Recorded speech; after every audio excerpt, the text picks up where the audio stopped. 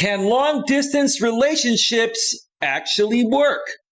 Well, that's the topic we're going to be discussing here tonight live. So stick around for all that and much, much more that's coming right. Whoa!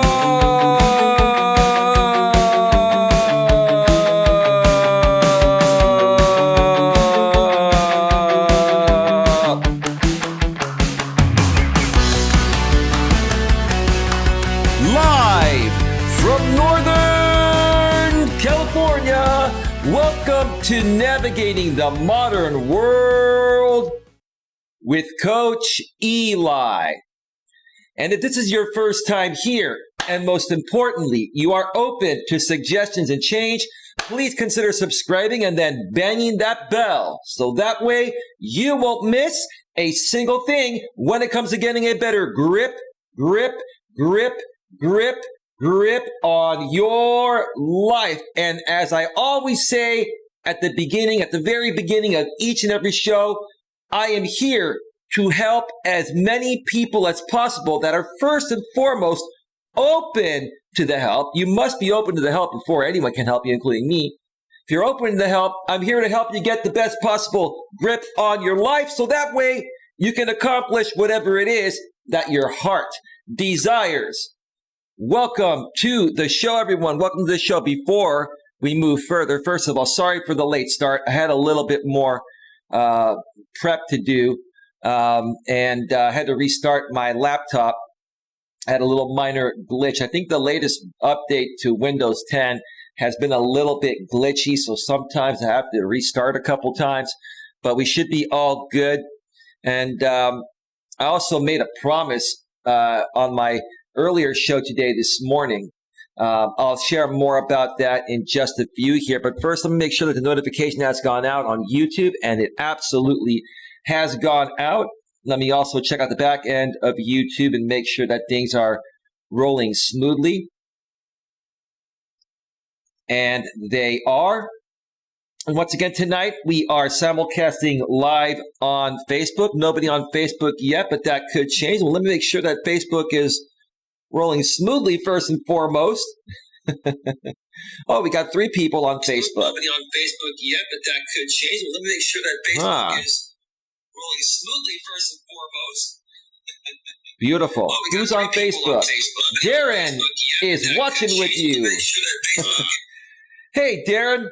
Glad you could join me on the Facebook side of things on this wonderful Friday evening. It is Friday, February 19th, 2021, the day of this live stream. If you're watching this on the replay, that was the day this live stream was recorded.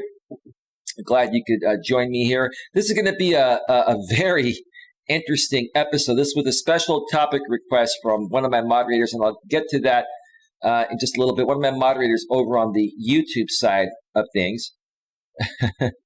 Howdy, Ellen. How you doing? Welcome to the show. Welcome to the show. But before we move further, as always, I must pay special props to this channel sponsor, which is a great longtime friend of mine who runs one of the most amazing and most trustworthy marketing companies. That's none other than the great Troy Brewer. He is the CEO, founder, and owner of the Discover Community Network for all of your product and service needs from the most trusted professionals in the industry. Please visit www.discovercommunitynetwork.com. One more time, that's www.discovercommunitynetwork.com. You can also visit a subsidiary of the Discover Community Network known as the DCN Internet Radio Network. And when you go on that website, you're going to find a bunch of talk and music internet radio stations. And more than likely, one of those talk or music internet radio stations will suit your talk or music genre needs. So if you like that kind of thing, if you love internet radio, where you can listen to it on your iPhone, your Android, your laptop or desktop, or even in your car with Apple CarPlay or Android Auto, or even through Bluetooth. If you like that kind of thing, please visit www.dcninternetradionetwork.com. One more time, that's www.dcninternetradionetwork.com. Both those links are below the description, about a third of the way down on the YouTube side of things. And if you go to either of those websites and you also see how you can connect with Troy, and you connect with him via phone or email, please do not fail to mention, don't forget to mention that Coach Eli sends you with lots and lots of love. All right. We're good. We are here and we are ready to rock and roll. This is going to be a very interesting show here tonight. Like I mentioned, one of my moderators, Moonchild, requested this topic. And if you have a topic that you'd like for me to do, if you have a topic request, I will more than likely do a live stream on that or a pre-recorded video, whatever makes more sense. Please, feel comfortable. Feel free to email me at coacheli@coach.eliasmelas.com. That's Coach Eli at coach.eliasmelas.com. My email is below the description of the YouTube section. It's also within the description section of the Facebook posting of this live stream. So feel free to email me with any topic requests, and I will get to them as soon as possible. I like to tackle topics that, make sense for, a large, broad-based type of audience. So, if you need more personal help with something, then you may want to check out my website, coach.eliasmelas.com, and see how you can work with me personally. But if you have a situation or a topic that you feel would value a ton of people and they can learn from it, that's what I like to present out here on my channel. So that way, as many people as possible can benefit from it and learn from it, right? Okay, so Darren said on the Facebook side of things, or he says, hey, missed the morning, was working 5 a.m. to 2 p.m. Oh, you had the early morning, like stocking shift. It's all good, Darren. It's all good. No worries, man. No worries. If not everyone can make every show, and you can always watch the replay. All the replays are available. I know on the Facebook side of things, I use music during my breaks from the YouTube audio library that are copyright free on YouTube, but on Facebook, sometimes they mute some of those songs because I guess apparently that, the rights are different on Facebook, even with royalty free music. So sometimes Facebook may mute certain parts of my streams where I'm playing music. If you want to view a completely unmuted version of my entire streams and you're on Facebook, please, go in the Facebook posting, within the Facebook posting of any of my streams, and click on the link to access my YouTube channel, youtube.com/C/A Grip on Life. Make sure you're logged in to your YouTube app or on your laptop or desktop.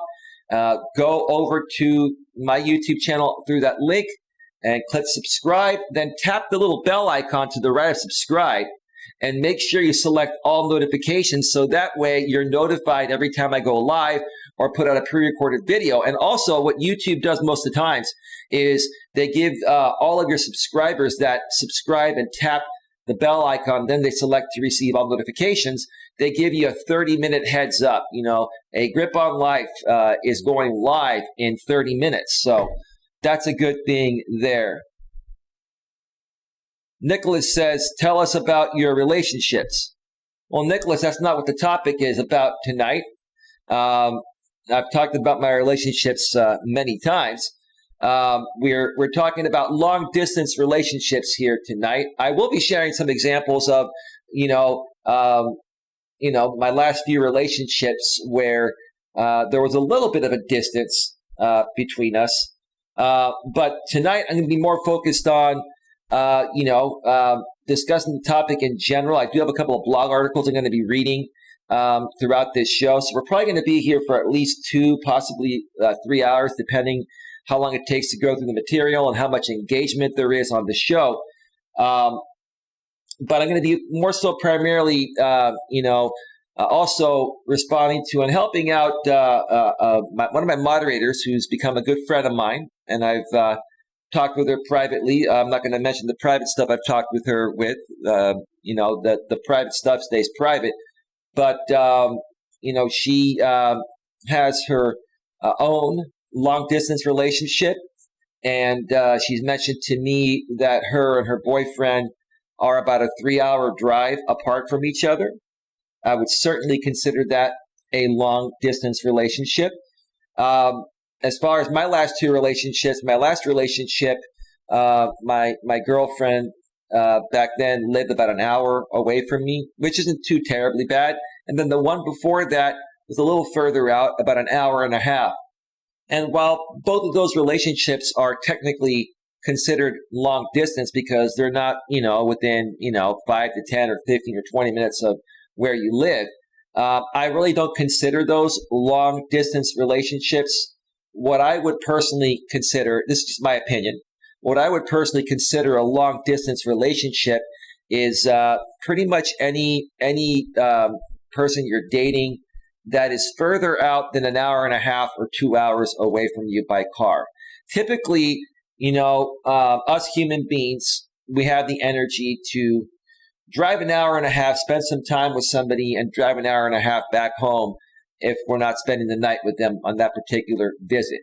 But any drive greater than an hour and a half each way, which would be a 3-hour total drive, is going to be difficult for most people. And it's not going to be feasible, especially, if you're working a corporate job or working for somebody else. If you're self-employed like me, you can kind of get away with doing doing some crazy things at times, but that option is not available to everyone. So that's just my opinion regarding what I feel defines a long-term, a long-distance relationship. So keep the comments coming in on the Facebook side of things, Darren, Nicholas, or anyone else that's there, and I'll periodically check in on the Facebook side of things. All right, let's get over to YouTube right now. American Dream 1.5 is in the house. He says, "Hi, Coach Eli. I'm on my way to work right now." Cool. Right on, bro. Right on, bro. American Dream 1.5, moderator and channel member says, "I will definitely be awake all night. God willing, I can speak with you after your broadcast." Let's do that, bro. Yeah, give me about 30 to 45 minutes or so to shut down my equipment and, grab a little bite to eat and relax for a few. And we can definitely talk at some point, within an hour or so after this live stream ends. American Dream with the $1 super chat. Thank you so much, American Dream 1.5 with the $1 super chat. We're going to give you a big round of applause, bro. Thank you so much. Thank you so much. So another thing I wanted to mention that I discussed or that I kind of promised on my morning stream, I was going to try to do a trifecta today. I was going to try to do 3 streams. Honestly, that's what I was going to do. But when you're an entrepreneur and you're running your own business, sometimes things come up and you have to shift gears. And I had something come up that pretty much forced me to do some clerical work that I didn't expect, but it had to be done right away. And it took me a couple of hours to take care of this piece of clerical work, for my business.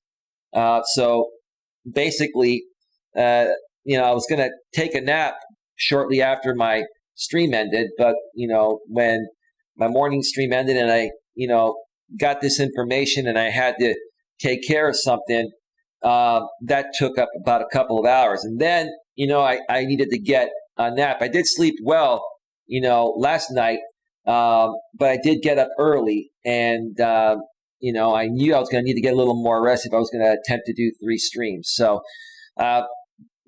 unfortunately, it didn't happen. Maybe sometime next week I will try to do the trifecta for you folks. I haven't done 3 streams in a day, but one of these days I will definitely do that. But, I'm glad to be here right now, and I'm glad to be, doing this topic tonight for an amazing lady that, I met a few months back. She's been following my content for a while. She was also a part of some drama groups out here on YouTube and really wanted to remove herself from it.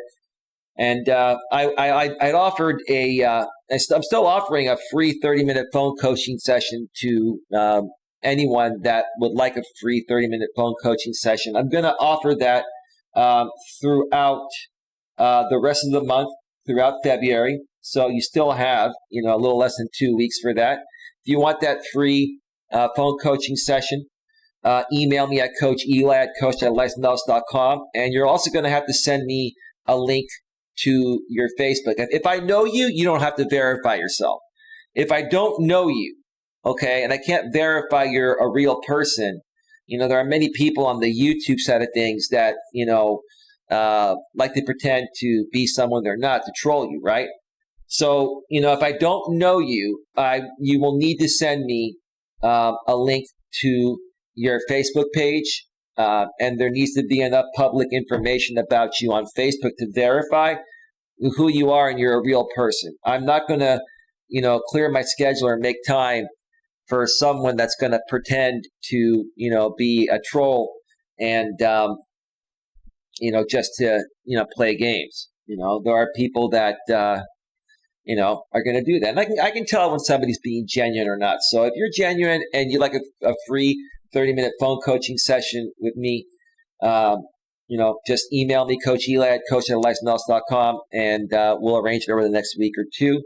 Moonchild, you can let people know, how did that phone coaching session go for you? You can make them aware in the chat if you'd like. All right. Moonchild says, hi, Coach Eli in chat. Nice background. Thank you so much. You know why I chose this background? I chose this background because sometimes when you're in a long distance relationship, it's like, being on a hiking trail like this and staring out into the mountains, and there's really nothing to see besides mountains and the skyline, right? And while it's beautiful, it's a great feeling. Sometimes you feel like you're miles and miles away from that special someone, right? Right? Sometimes it feels like, it feels like you have to climb over these mountains, and for miles you're not going to see anything, and then miles and miles later and hours later, after you've climbed over these mountains, then you finally reach your destination and you see your special loved one, right? But after a while, how's it going to feel that you have to go through that extreme amount of effort just to be with, your special person, right? When we love someone and we've been with someone for a while, we're willing to do whatever it takes to be with them, right? But it also has to be reciprocated. And that's another thing I'm going to be discussing here tonight. When it comes to long distance relationships, is one side getting more benefit than the other? Is there codependency involved? Meaning that, okay, is the woman getting something out of this from the man that she feels she wants and needs, or both?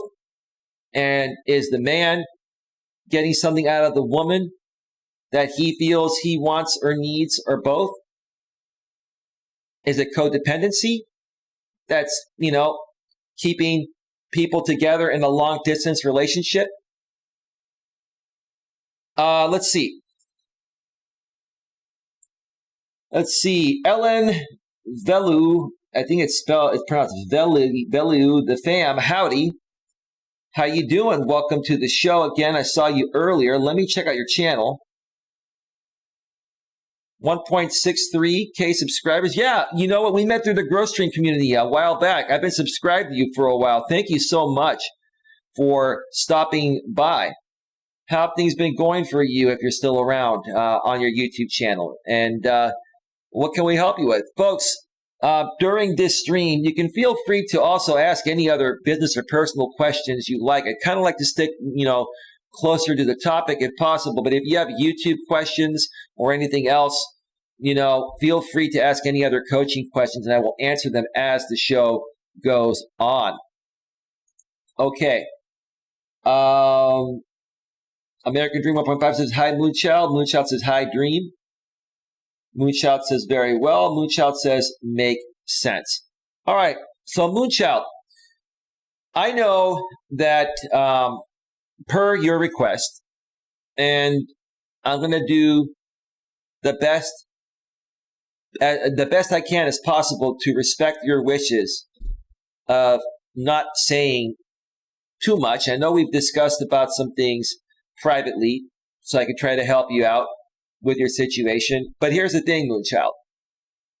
There has to be a reasonable amount of questions asked and discussed in order for us to get anywhere and in order for this topic to make sense here, right?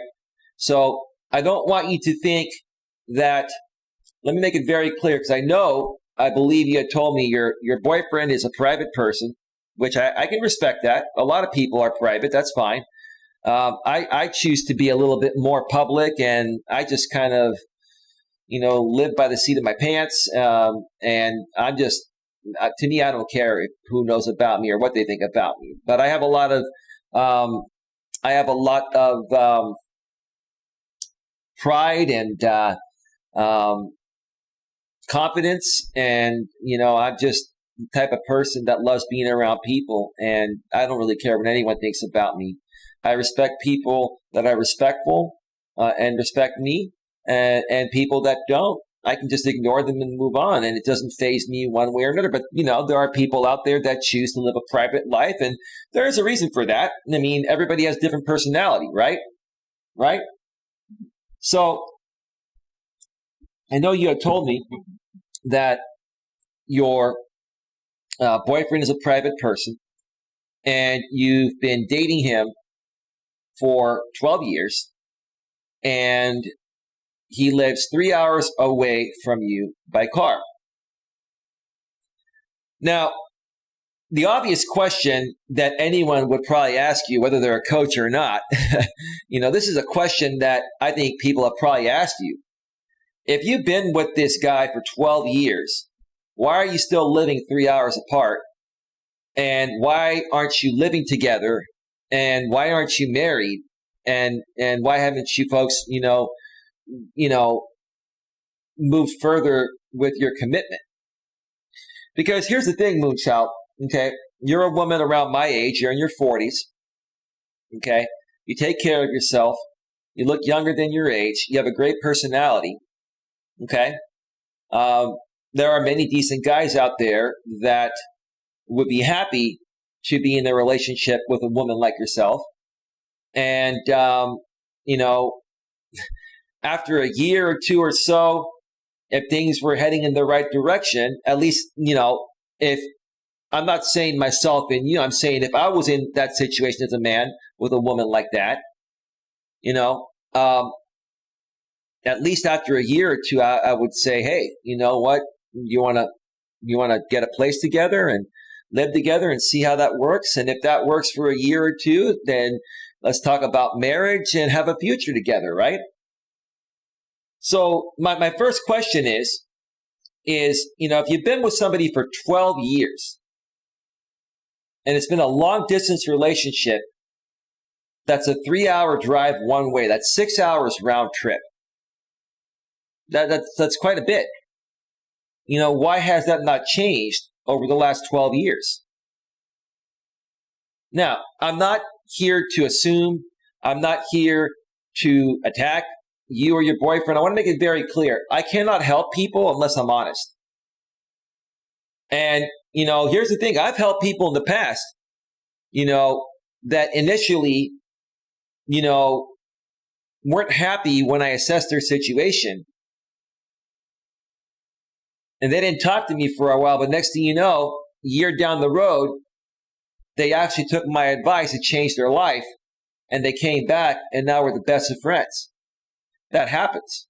It does happen. It absolutely does happen. But again, I can't help anybody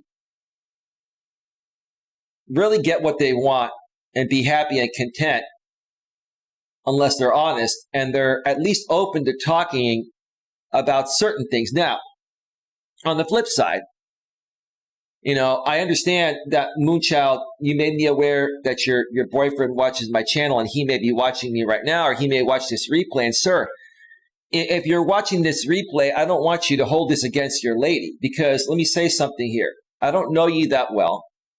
I don't know your personality type. I guess I'll know a lot more about you based on how you react to this, whether you react to me or Moonchild.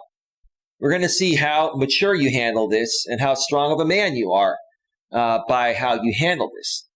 I want to help you and your lady better your relationship. It's either that or, you both figure that, hey, this is not working out, and we move on. So we leave that space open for someone, that's more fit and suitable for our lives, right? Because if I'm going to be very honest, that's in this situation, in my opinion, that's where this seems to be heading.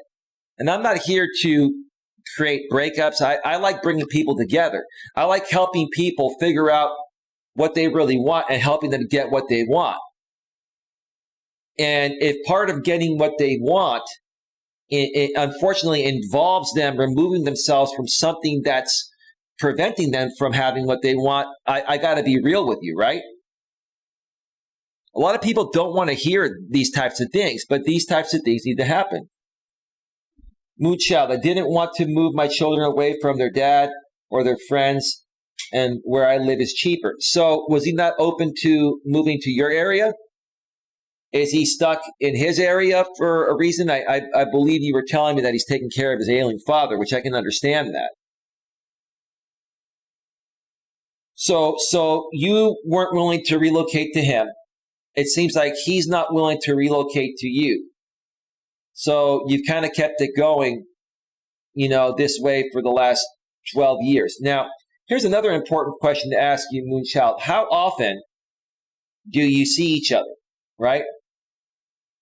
How often do you both see each other? Is it every weekend? Is it every other weekend? Is it one weekend per month?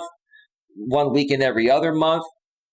And when you see each other, do you spend a good amount of time, just you and him, going out on a date, going on a hike, going out to dinner, doing things that couples do? Or does he just come over and hang out at your place and you just sit around and watch TV and stuff? Like, what do you folks do?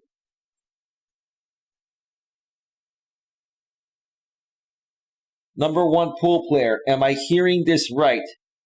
You gave Moonchild advice over the phone. Yes, number one pool player. Why would that matter? Why would you ask that kind of question? Moonchild, monthly before pandemic.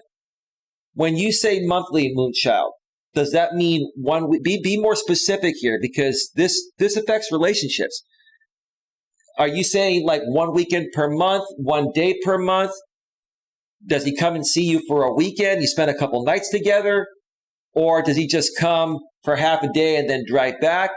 Like, what are you folks doing? Because here's the thing. If I was with somebody for 12 years, I'd be married with kids and they'd be sleeping in my bed every night and we'd be doing fun things that families do together. And I'd be taking her on dates. Even if I'm married with her, I'm married to her, I'd still take her on dates. I was late to combo. No problem, man. You can check out the replay. Yes. Moonchild took advantage of one of my free phone coaching sessions. Absolutely. Anyone can. Hey, John, how you doing, bro? I've been in one that lasted for a couple of years. We grew apart because of other reasons. And that's what typically happens, John. It's typically not the distance that affects people from working out. It's, compatibility and how much effort are you willing to make for each other? How often do you see each other? What do you do when you're together, right? Are you doing things that couples do? Going on dates, dinners, snuggling up, and having consistent sex? That's another thing. Having consistent sex is another thing that's important. And is the intimacy as passionate and exciting as it was when you first got with that person, right? That's another question you have to ask yourself. But if that's not happening, then I got to ask, why would you want to be with somebody like that, right? That doesn't make you feel that way, right? It's great to catch up with you, John. I know you used to watch a bunch of my videos a couple years ago uh, when I shut down my former YouTube channel, did a bunch of videos on Facebook for a while, and then I came back on YouTube. But now I'm simulcasting my YouTube live streams on Facebook, and this is great to reconnect and interact with you folks. I love it, man. Hopefully all is going well for you, John. It's been a while, bro. It's been a while. I miss all you guys, man. All my good friends. I miss those bowling days and all those days of playing poker and hanging out. God, I miss those days. Okay. We spent days together in a month and going places, etc. I was married before. I don't have desire to be married again. So you don't have the desire to ever get married again. Has he ever been married? And does he want to get married to you and you're just not open to it? Or is he just happy not being married? Like what's his situation? Does he have any kids from a previous marriage? Or is he single, never been married, no kids? Is he around the same age as you? Tell me a little bit more, about him. Because we can't make an accurate assessment unless we know at least a little bit about, what's going on.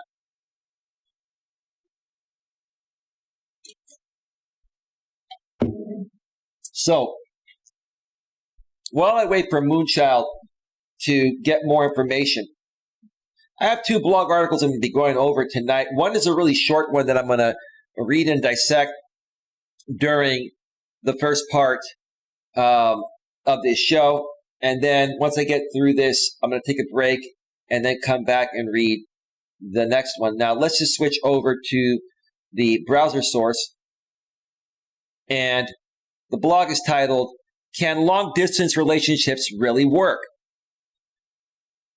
And when I get back from the break in a bit here, I'm going to be reading this blog here, 10 Tips to Make a Long-Distance Relationship Work. It's going to take a little more time, which is why I'm going to do that one out of the break. So some great information here that I researched along with,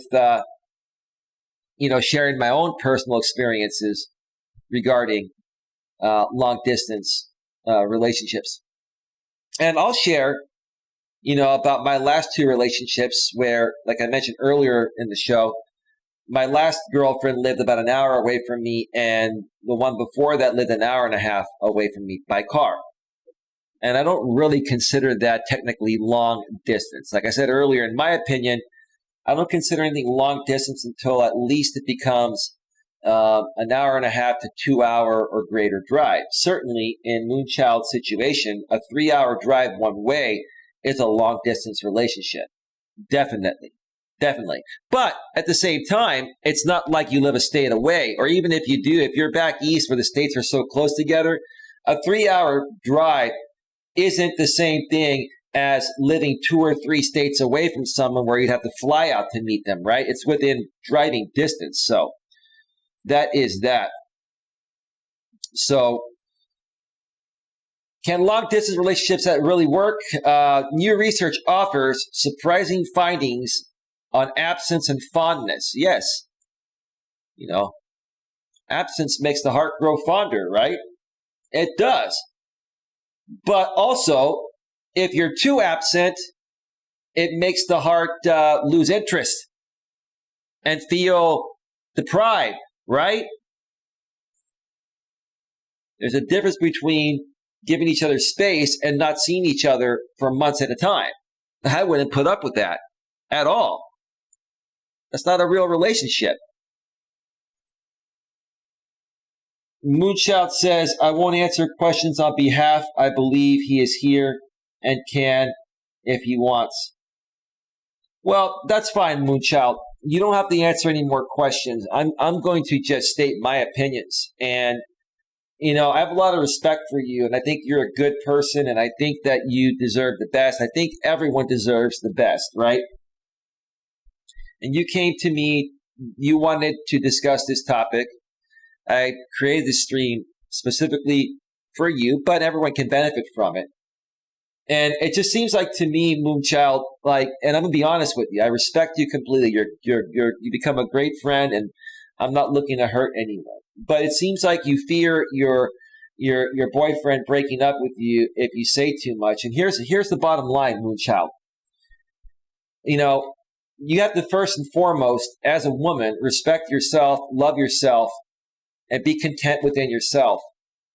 And you gotta do things, and surround yourself around people that are going to respect your wishes as much as they want you to respect theirs, right?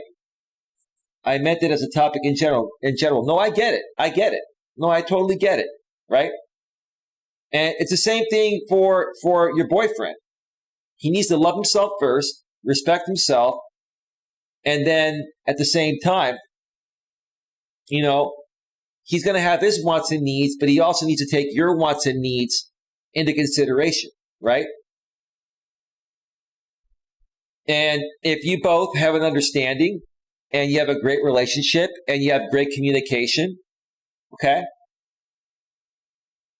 then there should be no reason why anything should go wrong. Now, here's the thing. You mentioned that because of the pandemic, you haven't seen each other for many months. And he said to you that it's because he doesn't want to put his ailing father, which he is his caregiver for, at risk of getting, coronavirus. I can understand that to a certain extent. If you want my honest opinion, Moonchild, I think that's a BS excuse. I think I'm just sharing my opinions. Take it for whatever it's worth to the both of you. If you're watching, sir, here's the thing. You've been with this woman for 12 years, right? You used to see her maybe once, one weekend per month. Right now it's gone to, how long has it been since you've seen each other? Like a couple months, 2, 3, 4 months? I mean, if I've been with somebody for 12 years and I can't at least see them 2 times or 3 times a week, then that's not a relationship to me. That to me is a convenience. That to me is something that's codependent.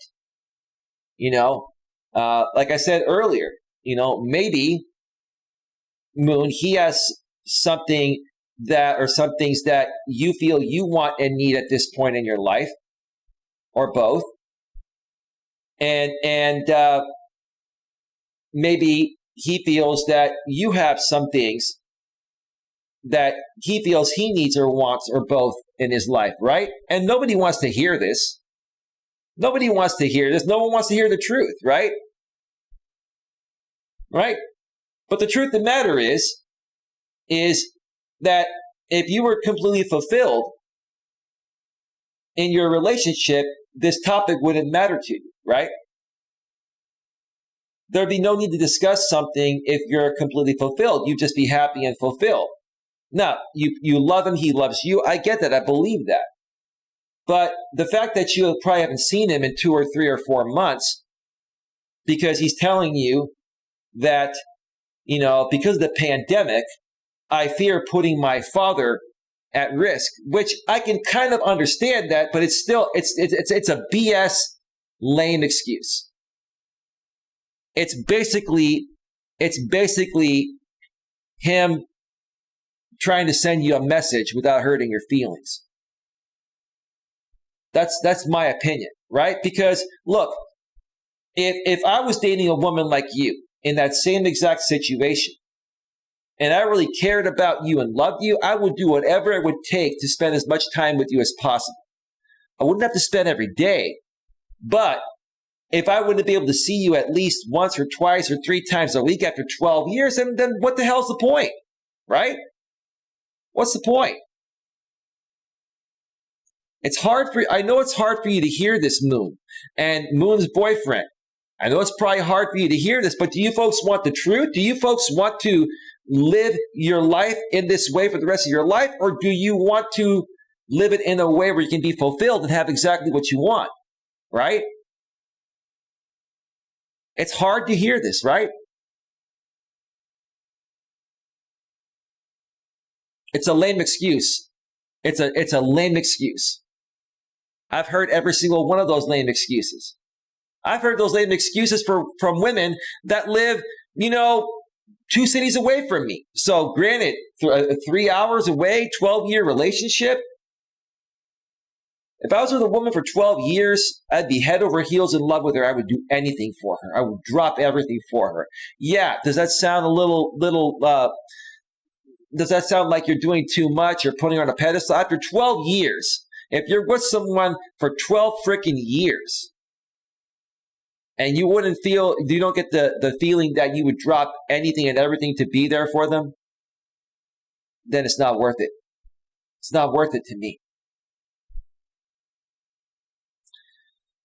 All right, so while we wait for more content in the chat or comments in the chat, see, this is what makes my job difficult. People come to me, they want the truth, they want to know what's going on, they want help, but then when you actually start helping them, they start to freak out because they're afraid of what the other side's going to do, right? After 12 years. If you're afraid that your boyfriend's going to break up with you over something stupid, then think about it. How could you respect somebody like that after 12 years if you have to fear that they're going to break up with you because you're feeling unfulfilled, that you're not able to see him as much as you used to, which even, 1 weekend per month is not enough for a 12-year relationship. And now it's once every 3 months? Come on. Absence makes the heart grow fonder, they say, but despite this positive adage, 56.6% of people perceive long-distance relationships, LDRs, to be less happy and satisfying than geographically close relationships, GCRs, and less likely to survive over time. So which is more accurate? Well, I think it depends. A new study in the Journal of Sex and Marital Therapy warns against negatively stereotyping long-distance relationships. Dargy, Blair, Goldfinger, and Pukal, 2015. As it turns out, long-distance relationships may be higher quality and more stable than many of us may assume, but only if certain conditions are met. Well, there has to be great chemistry, and if you really like each other, you have got to find time to at least see each other a couple weekends each month. Like, in all honesty, if I go more than 2 weeks, if I'm in a serious committed relationship and I go more than 2 weeks without seeing my woman, it's done. It's gone. What's there, right? Can you even call that a relationship, or is that a friends with benefits, right? Because if you're in a relationship, you're going to invest more time into each other. And you're going to want to be together more often, right? Researchers from Queen's University examined the relationship of 1,142 20-something individuals. 30% were out of college or different sexual orientation. 77% were straight. Surprisingly, they discovered few differences between LDRs and GCRs on the variety of meaningful indices of relationship quality. Okay? Are LDRs worse off? Not according to the people in them. The scholars found no evidence that LDRs are at all different from GCRs in intimacy, communication, relationship satisfaction, commitment, sexual communication, or satisfaction. Here's the thing. When you're starting off and dating someone new, if it's long distance, it's really no different than dating someone local because you're not going to see them all the time. You're still getting to know them. You're going to see them on the weekends or every other weekend. Okay? But after a 6-month or a 1-year period, or maybe even a 2-year period, by that point, both the man and the woman should know if they see a future in each other. And if you start to see a future in each other, at that point, you got to start talking about, hey, am I going to come live closer to you, or are you going to come live closer to me? Because now I want to spend, we're more serious. We want to be together more often. We're talking about marriage. We're talking about kids. We're talking about all this, right? And even if you're older and you don't want to get married, or you've been married and don't want to get remarried, and you have kids and don't want any more kids, right? Or can't have any more kids. It's the same thing. After a few years or so, if you have that emotional attachment with each other and you love each other, you're going to want to spend more time together. And if one of you or the other doesn't make the effort and both of you don't figure out how to, move closer to each other, it's pretty much over. That's the bottom line. That's what reasonable people do. But again, in the beginning of a long distance relationship, in my opinion, okay, they can still work as long as both sides equally make the effort, maybe to see each other, every other weekend. One time she comes to your place, then, the next time, a few weekends later, go to her place. You take turns. You got to make it equal. It can work as long as you both treat it the same way as if you were closer, right?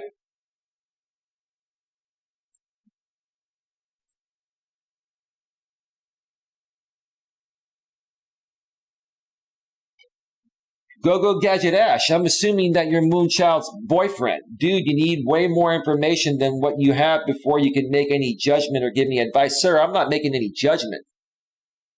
I'm basically giving my advice in general. And see, here's the thing, Ash, with all due respect, man, that was a very insecure response. I'm going to be honest with you, bro, because a man that's secure within himself is not going to come at me in that way. You're going to come here and be respectful and professional and mature and say, hey, Eli, thank you for, helping out my girlfriend. We've been trying to work this out, and we really want to work it out. We really want to figure out what advice do you have for us? See, that's the way a mature, grown man behaves. Go Gadget Ash. They don't project their insecurities. And an insecure man, go Gadget Ash, is going to repel a woman because women are repelled by insecure men. It's a weakness. So I'm not trying to be rude, but if you're going to come at me that way on my show, when all I'm trying to do is help you and your girlfriend have a sustainable relationship, then, I'm going to be honest with you even furthermore, sir. And sir, right now, I'm kind of testing you to see how strong of a man you are. How are you going to react to me responding to you in this way? Are you going to blow up and lose it and lose emotional self-control? Or are you going to handle it maturely? Go Gadget Ash. You're live on YouTube right now.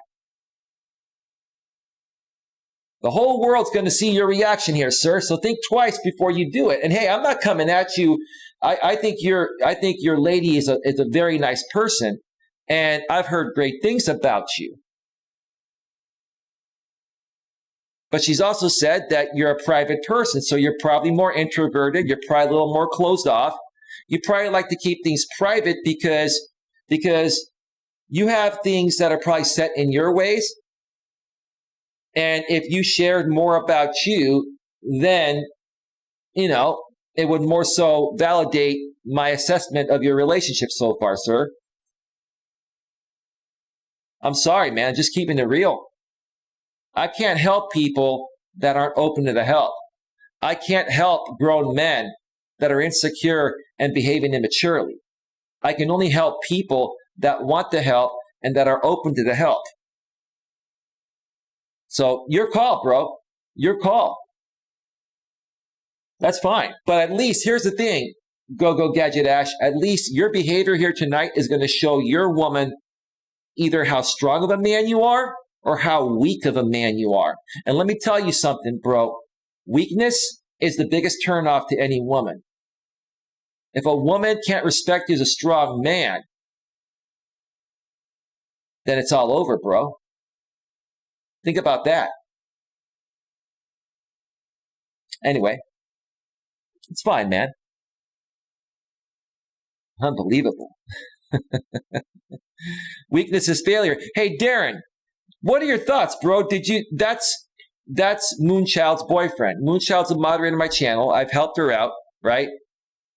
Do you think that his response on YouTube was an insecurity, bro? You tell me, Darren. I'll get back to you in a second. Any strong, confident man is not going to behave in that way. That's just ridiculous. Ridiculous.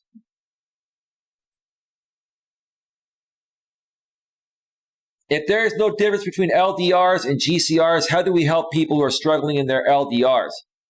Are there certain factors that help predict more intimacy, better communication, more satisfaction, and stronger commitment? No, in my opinion, chemistry is either there or it isn't. Chemistry has nothing to do with distance.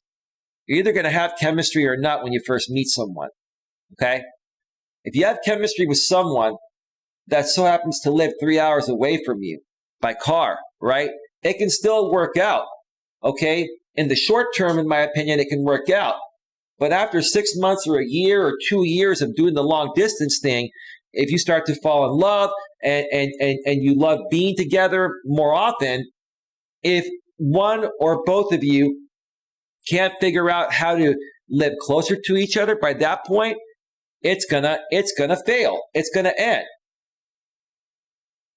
And to hear someone being in a 12-year long-distance relationship is telling me that one side or both sides are in this relationship and it's codependent. It's a codependent relationship. They're both getting something from each other and they're putting up with each other's deficiencies that they really want to have in a dating partner, but they're putting up with it because they both are getting something from each other. So they're codependent on each other, and they don't want to let go of the relationship because at least what they have within the codependency is somewhat, is somewhat keeping them stable and sane. It's not healthy. It's not freaking healthy at all. It's absolutely not healthy. Yep, now there's no communication between Moon and Go Gadget Ash. We're going to continue with the show. But I just wanted to be real about this. I cannot help people without being real. I can't help people without being truthful. I care about everyone. Go Gadget Ash, I care about you. Moonchild, I care about you. I care about everyone having a happy life. When I see something right in front of my face, and I have enough information, Ash, 12 years of a long distance relationship, I wouldn't put up with that for longer than a year or two.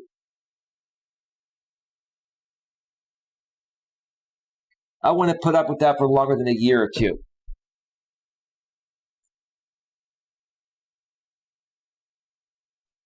Yeah, so Darren, if you're still around, let me know what your thoughts are about that, bro. You're an honest guy. Darren, you're a good dude. You are a good, well-balanced man. You're a strong man, but you're a good guy. You can be a nice guy at times, and that's great. Your woman deserves that. But sometimes when your woman's a little out of line, because women are emotional beings, right, dude? When she's out of line, you got to put her in her place. Not in a rude way, but you gotta be, babe, listen, you're being ridiculous. Let's just go out to dinner and, let's just, go on a hike, go to dinner, and let's come back and snuggle up. And, we don't need to deal with this stuff, right? It's not a big deal. It's not a big deal, right? You got to be confident within yourself as a man. You got to be confident and secure within yourself as a man, or your relationship's not going to work. And as a woman, you got to look for securities and insecurities in your man. I meant this as a topic in general. I thought others might be in a long-distance relationship as well, especially with quarantine due to COVID. Moonchild, the truth of the matter is, you wanted to hear about this topic because this is what you're going through. That's why you asked me to do this topic. Okay? And look, you don't use your real name out here, and neither does Go Gadget Ash. So there's no privacy issue here, right? The only two people that know who you are is you and him, right? Okay? And here's the thing, Moonchild. If you're afraid that your boyfriend's going to break up with you, over something like this, if he makes you feel that way, why would you want to be with someone like that in the first place? I'm not telling you guys to break up. I wish you all the best. I'm just being honest with you. Why would you want to be with someone that doesn't trust you with that, right? That's an insecurity. Moonchild. That's an insecurity, right? And I try to tell guys out there, look, an insecure man is a weak man. It's a big turnoff to a woman. And if a woman is putting up with an insecure man, then obviously she's getting something else from him as part of a codependency type of thing that without him she feels she can't get or survive without, right? That's where you go down this whole route of codependency where it becomes unhealthy. That's all I'm saying. Like that's it. That's the bottom line. That's just the bottom line. I care about your well-being, Moonchild, and Go Gadget Ash. I care about you folks. I want to see you folks work this out. But how in the world is it going to work out if you don't correct the issue, or if you don't even know what the issue is, right? And then he comes in and says, I respect his privacy. Well, so do I. So do I, Moonchild. How am I disrespecting your privacy or his? You don't use your real names out here, right? But because you know his YouTube username and he knows yours because you're dating, right? Excuse me. And you're in a relationship and you know he's watching, you fear him holding this against you. Why would you want to be with someone, and how can you respect someone that you fear is going to hold things like this against you? Don't you want to be with someone that is secure in themselves, confident and strong, and not going to watch your every little move, especially if you're a good person? This is not going to help their relationship, just my opinion. I would be mad. Oh, it is going to help their relationship. Let me tell you something, number one pool player. I'm an honest person to a fault. And if this costs me my friendship with Moonchild and her man, so be it. I'm secure within myself and life will go on. But I will tell you this, even if this costs me my friendship with Moonchild because of how her, boyfriend reacts to her over this, I know deep within she's going to learn something from it. I know at the end of the day, if it's not now, 1 or 2 years down the road, when this relationship fails because they didn't work on these issues that are very apparent, then she'll come back and say, oh, now I understand what you were saying, right? I'm trying to help them before it goes down that path. So you can't sit here and tell me, number one pool player or hashtag one pool player, this is not going to help their relationship. And there, in this case, is THEIR, not there as in over there. But that's okay, honest typo. Relationship, just my opinion. I would be mad. You would be mad because you're being called out on the truth, sir. Or you'd be getting called out on the truth. The truth hurts. But how can you help someone without being truthful? I'm not going to BS you. I'm not here to BS people. I'm here to give them the truth whether they like it or not. I'm an honest person. And if you can't respect that, then don't let the door hit your ass on the way out. All right? Seriously.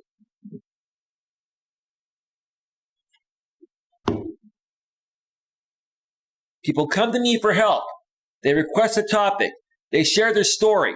And when I actually care enough to dedicate my heart, my time and work hard at helping them, and then they come at me in this way? Come on. And they don't appreciate it? Why? Because of the emotional attachment of 12 years? Because they become comfortable with each other? They're codependent on each other? 12 years. I would love to have a relationship with someone that's lasted 12 years. My longest relationship's been 5 years. Even after a few years, I decide whether we move in together, and so does she, or we move on from the relationship. This is 12 years that this woman has been living this type of relationship. Now, if that's what she wants, and she's content with that, that's fine. But if she was really content with that, then why would she request a topic such as, do long distance relationships work? It wouldn't matter to her if she was content with it. It matters to her because she feels something is missing and she wants more. And she's afraid to tell her man that because she fears being dumped. She's basically catering, being nice to him and prolonging this thing rather than loving herself and respecting herself on what she really wants. That's all I'm trying to say. These are the kind of things that trigger me about people. They don't want to hear the truth. You folks would rather live a lie. You'd rather live a lie and pretend to be happy than hear the truth and get angry hearing the truth, right?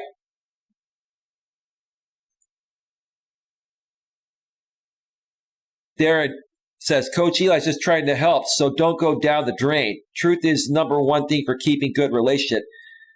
Can't ask for help and then just attack instead of appreciating your intent. Her boyfriend came in here into my chat and started projecting his insecurities. A clear sign of male weakness that she should be seeing. And she does see that weakness in him and still caters to it, right? Because she fears getting dumped by him, right? She fears getting dumped by him. Why? Why would she fear getting dumped by him if she can see his weakness and insecurities, which turns off most women? Why? Because there's a codependency here that they both can't remove. And it's going to hurt them in the long run. And if I can be one that presents it and gets you folks to start thinking about it, even if you folks break up, that may be the best thing for you. You may not think it's the right thing, but it may be the best thing for you. This is a toxic relationship. Toxic. Absolutely toxic, if you want my opinion. Darren Adams says, run. I used to behave that way, Darren. Maybe you did too in your younger days. I used to be pathetic. I used to put women on a pedestal. I used to kiss their ass, right?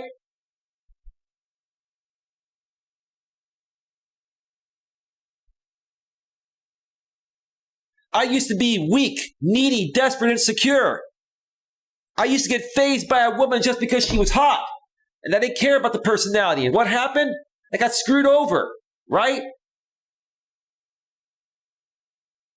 I used to go on many dates and women wouldn't give me the time of day. Why? Because I was acting like a big freaking sissy. I wasn't acting like a man. I wasn't secure in myself. I was coming off insecure and women pick up on that.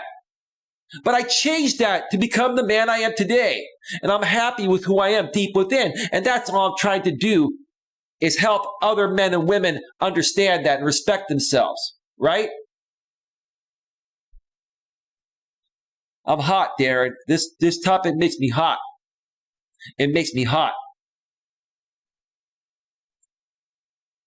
So you're single now? Yeah, I've been single for a couple of years, bro. I put myself out there. I'm dating. I've got an activity partner I go hiking with. I could probably have something with her if I wanted to, but I want to keep that platonic.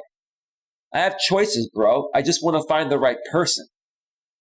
I'm in no hurry. I'm secure within myself.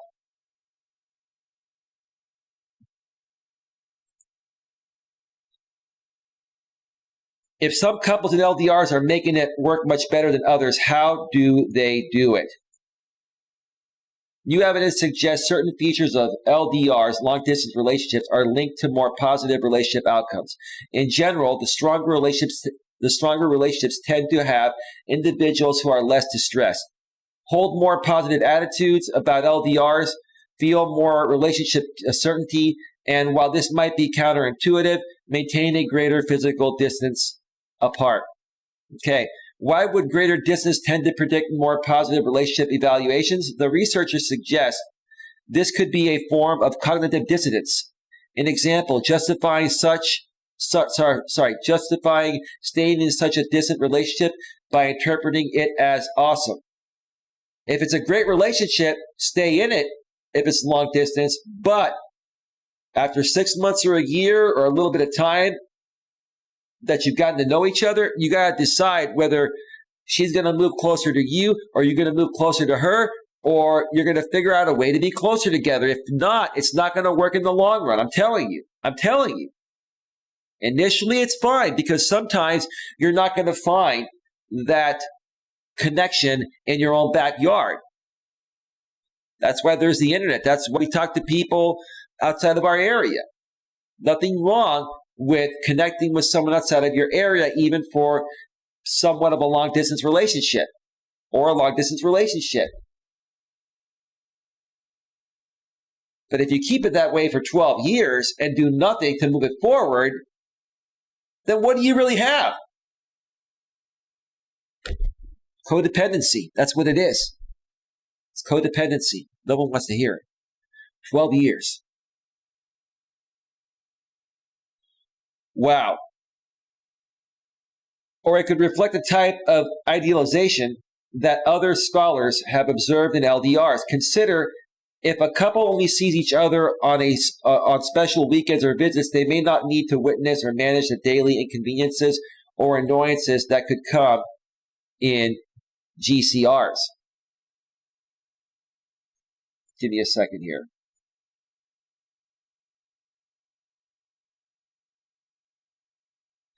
Geographically close relationships. I forgot what it meant. I got so into, helping Moonchild and her man.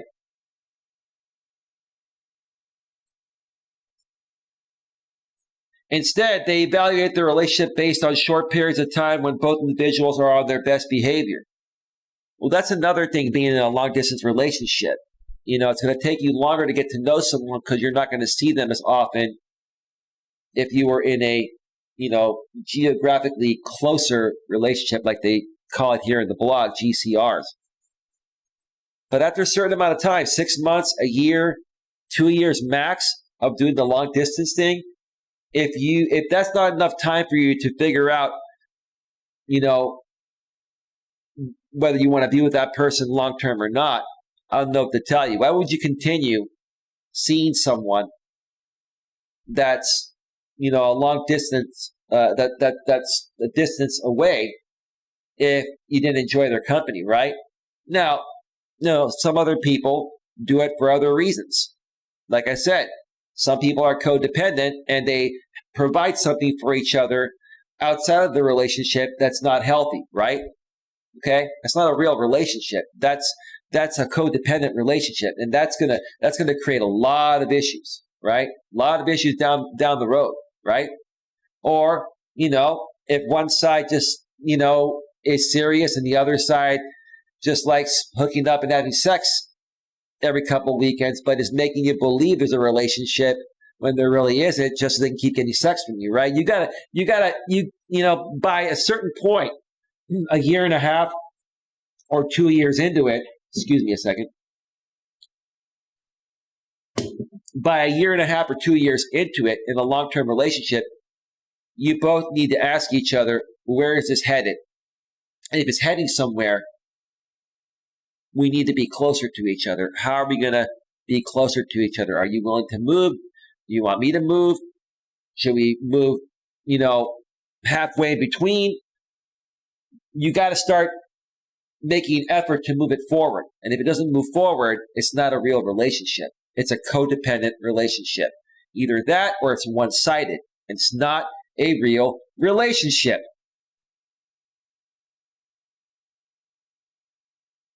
I'm embarrassed to say, but I am codependent with my spouse, says American Dream 1.5. I'm back. I'm sorry I spent the last half hour getting a report for work. Let me catch up with what's going on with you guys in the comments. So Dream. Yeah, you have to go back and watch the replay. It's pretty interesting. So here's the thing. I respect the fact that you admit you're codependent. You don't have to be, bro. Let me tell you something, Dream. I will help you behind the scenes work through it. Because, right, what you told me last night, the night before, when you got hurt, your wife was there for you. You told me your wife still loves you, but you want to move on, right? But you also want her to find someone because you don't want to hurt her, right? So you care about her well-being, but you just don't want to be married to her or in a relationship with her anymore, right? But she still provides you something that you need. You still provide her something that she needs. That is the clear definition of codependency, right? It's not healthy. I got to do a show on codependency. Folks, codependency is a huge issue. And this is something that you need to go see a therapist on, right? This is something that you need to go see a therapist on to work through. I can only help you so far with this, but I think this is more of a psychological type of thing that people that are experiencing this need to get that type of professional help. That's just my opinion. So, thank you, Coach Eli. I need advice on how to move forward with my single life. American Dream. What I respect about you, bro, is that you own it. You're not trying to make excuses. You're not coming off like a weak, insecure man. We all have our insecurities, Dream. You and I both do, even though we're confident guys. But what I respect about you, Dream, is that, you know what? You're willing to talk about it, and you're not afraid to express it. And you own it, bro. You own it, right? I respect that, dude. I totally respect that. Interestingly enough, apparently Moonchild and her boyfriend are probably now talking, and he's probably yelling at her, right? He's probably yelling at her, right? Which is the worst thing any man can do. I never argue a woman or yell to a woman, even if I'm right. The last thing you ever want to do is argue a woman or yell at a woman. Why? They're emotional beings. Women respond to everything emotionally based on how they're feeling in the present moment. I've said it before, I'll say it again. You never yell at a woman. You never, ever, ever argue a woman. Ever. Ever. You're never going to win. It's impossible because of the way they were biologically made to be. No, I'm still here. She says, okay, thank you. I appreciate it. When I really care about you and your boyfriend, I want you folks to have a happy life.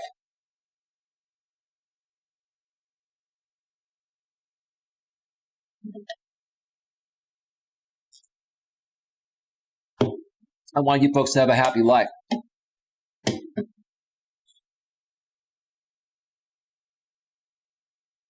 American Dream 1.5 says, that is so awesome. Most people on YouTube, they judge you, and it's hard to share in a group like this. I don't judge anyone, bro.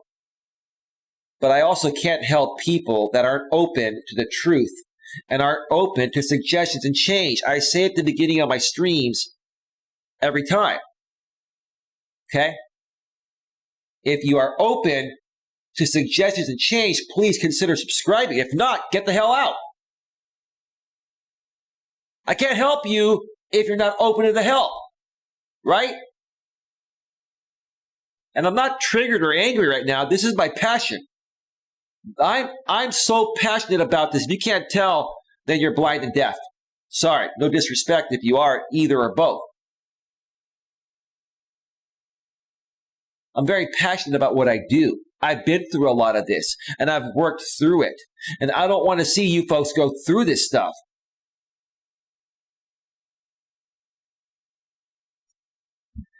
The researchers suggest this could be a form of cognitive dissonance. Actually, I think I did read this, but I'll read it again. I.e., justifying staying in such a distant relationship by interpreting it as awesome, or it could reflect a type of idealization that other scholars have observed in LDRs. Consider if a couple only sees each other on special weekends or visits, they may not need to witness or manage the daily inconveniences or annoyances that could come in a geographically close relationship, right?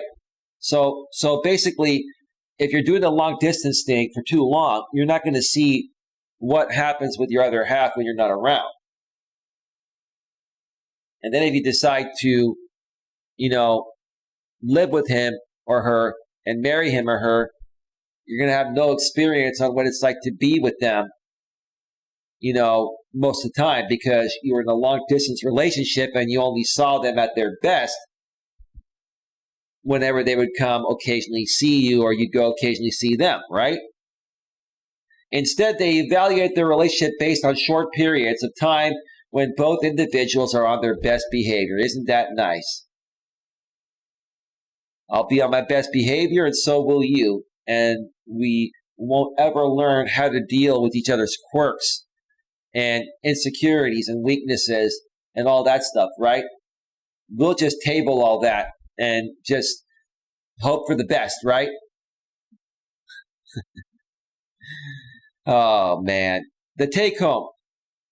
The current study found no support for the idea that LDRs, long-distance relationships, are different in quality from GCRs, geographically close relationships. Psychological distress does not help a long-distance relationship, but relationship certainty does. And so, too, does a generally positive view towards LDRs and their potential to survive. Again, nothing wrong with long-distance relationships. But if you don't move them forward within a year or two, 6 months to a year or 2 years max, if you don't, by that point, try to move geographically closer to that person or they to you, you're never going to get anywhere. Then it becomes more of a commodity and not a relationship. Then it becomes a friends with benefits. It becomes a codependent relationship. It's not real. You want something real, you're going to want to be closer to that person most of the time and eventually all the time. If it's real. If it's not, hey, if it's codependent and you're into that thing, which I don't suggest, then I can understand. If you're hooking up friends with benefits and want nothing committed, I'm not into that. But if that's what you want, at least you understand what you have. But if you want something real and you're wondering why, your relationship is not working out, this is the reason. Everything I've shared here today. Simply being in a long-distance relationship is no kiss of death for a couple. It isn't, but you got to work at it still in the same ways, and you got to eventually move closer to each other within a reasonable amount of time after getting to know each other, or it's not going to work.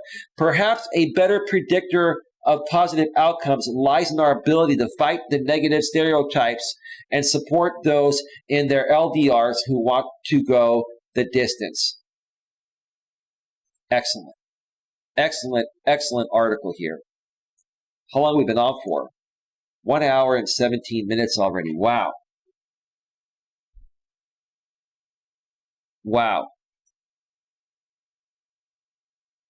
Lewis Fuller says, good evening, Coach Eli. Hey, Lewis Fuller, welcome to the show, bro. Glad you could make it. Lewis Fuller says, I am watching your ads. American Dream 1.5 with the eyes emoticon.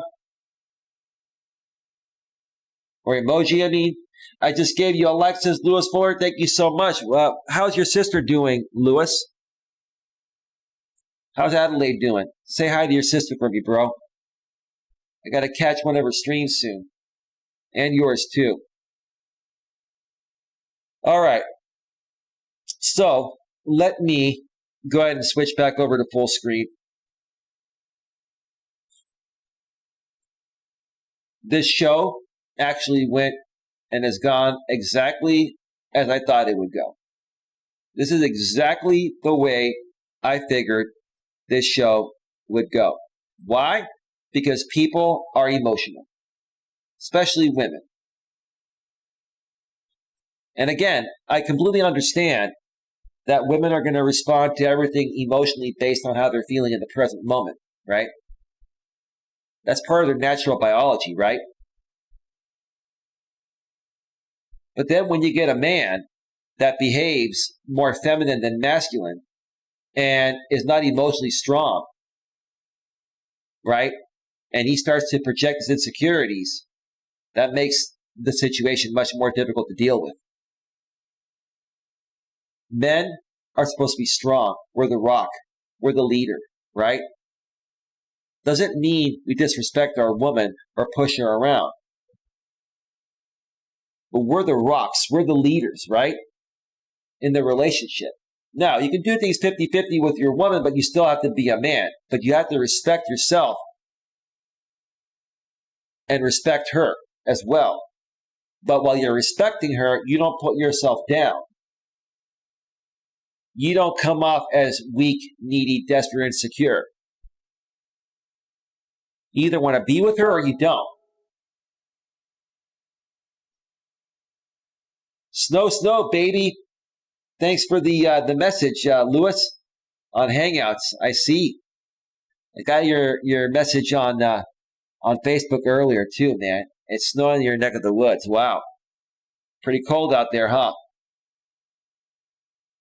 But like I said, I knew exactly where this was going to go. You know why? Because the man in this situation is a man that's an insecure man. He has insecurities. He hasn't worked through them for one reason or another, right?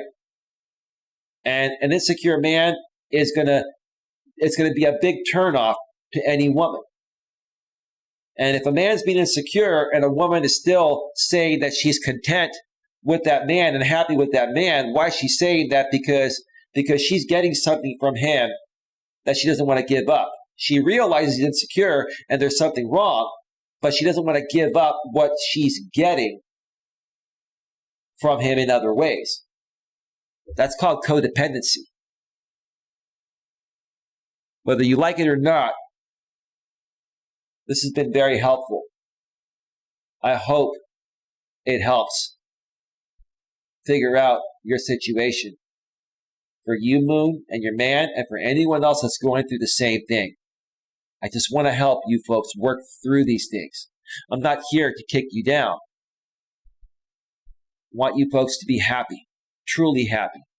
Not pretend to be happy because you're being fulfilled or you feel that you're getting something from someone that if you stop getting that thing, it would affect your life in other ways. Codependency is not good, folks. It's not good at all. At all. All right, we are at 1 hour and 22 minutes. I'm going to queue up some royalty-free YouTube music. And when I return, I'm going to probably be on for at least another hour, maybe hour and a half. I'm going to read a blog, another blog from Psychology Today called 10 Tips to Make a Long-Distance Relationship Work. Here's how to improve your chances for fulfillment. This gets even better, all right? So let's queue up that royalty-free YouTube music.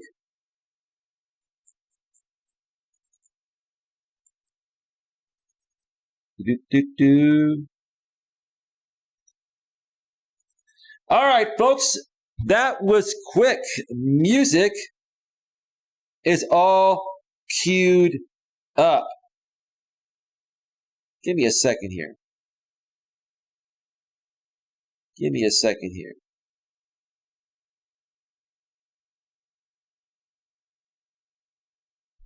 Okay, we're good. All right, I'm going to step away for a 5 to 7 or 8 minute break. Like I said, when we return, we're going to go over the blog 10 tips to make a long distance relationship work. So stick around. We'll be right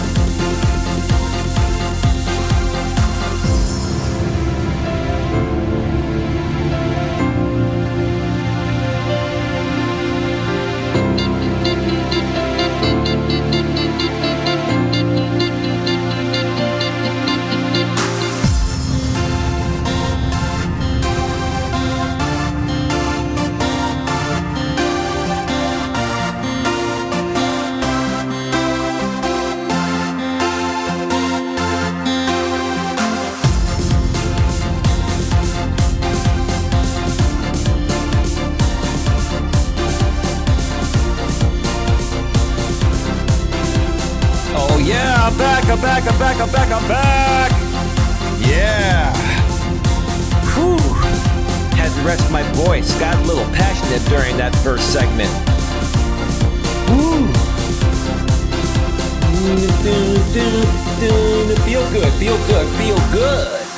I feel good, and I want you to feel good too. You're not going to feel good if you don't take yourself away or out of miserable situations. I try to help people prevent and get out of miserable situations. Yeah! Woo! Oh yeah. The song is called So Bueno by the 126ers from the YouTube audio library. Yeah. My job's not easy, folks. I love what I do, and helping people is not easy. People are emotional beings. Men are emotional too, but guys, you're supposed to have a little bit more of a grip on your emotions. I'm not saying that women shouldn't, they should too, but it is biologically more normal for women to get a little more emotional about everything. That's just how they were made to be. Guys, you weren't made to be that way. You're supposed to offset your woman's emotions by being emotionally stronger, right? Or else why would she be with you? How can you balance each other out if you're not the man strong emotionally, and if you're not the woman more feminine to balance out the man's, rougher masculinity type of side, right?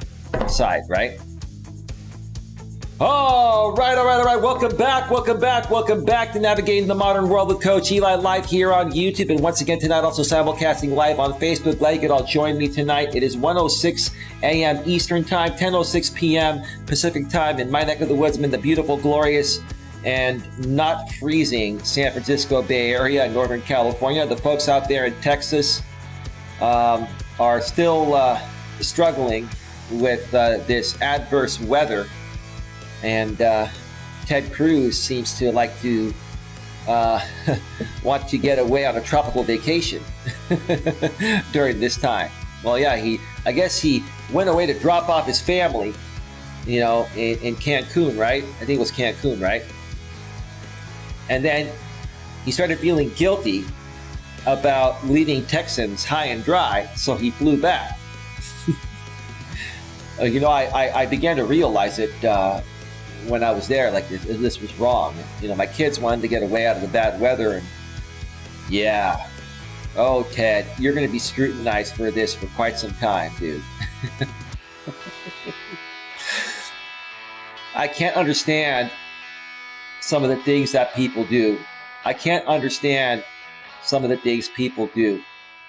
Especially grown, mature adults, especially grown adults that are in a high level political position, like a senator, right? Like a member of Congress that's supposed to be there to support us in our times of needs, especially within his own state that's going through something unlike anything they've ever seen. Yeah, I'll just take off on a tropical vacation. I'll let the rest of them figure it out. I'm just going to get out of here, right? Southwest Airlines want to get away.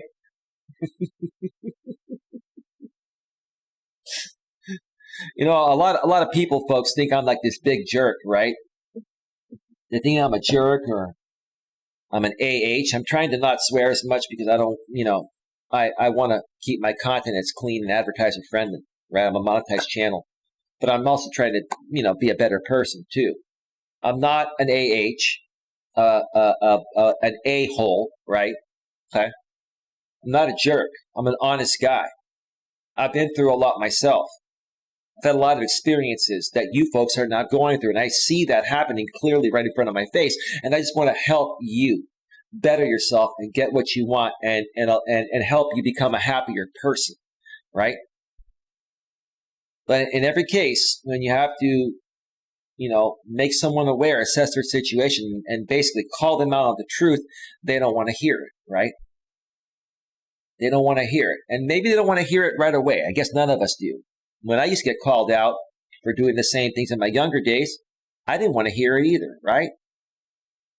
Then down the road, I realized my friends were right when they were telling me these things, and I owned it. And I just hope that whoever I help initially, when you really don't want to hear what I have to say, that at least you listen to it and you think about it, and maybe a couple years down the road,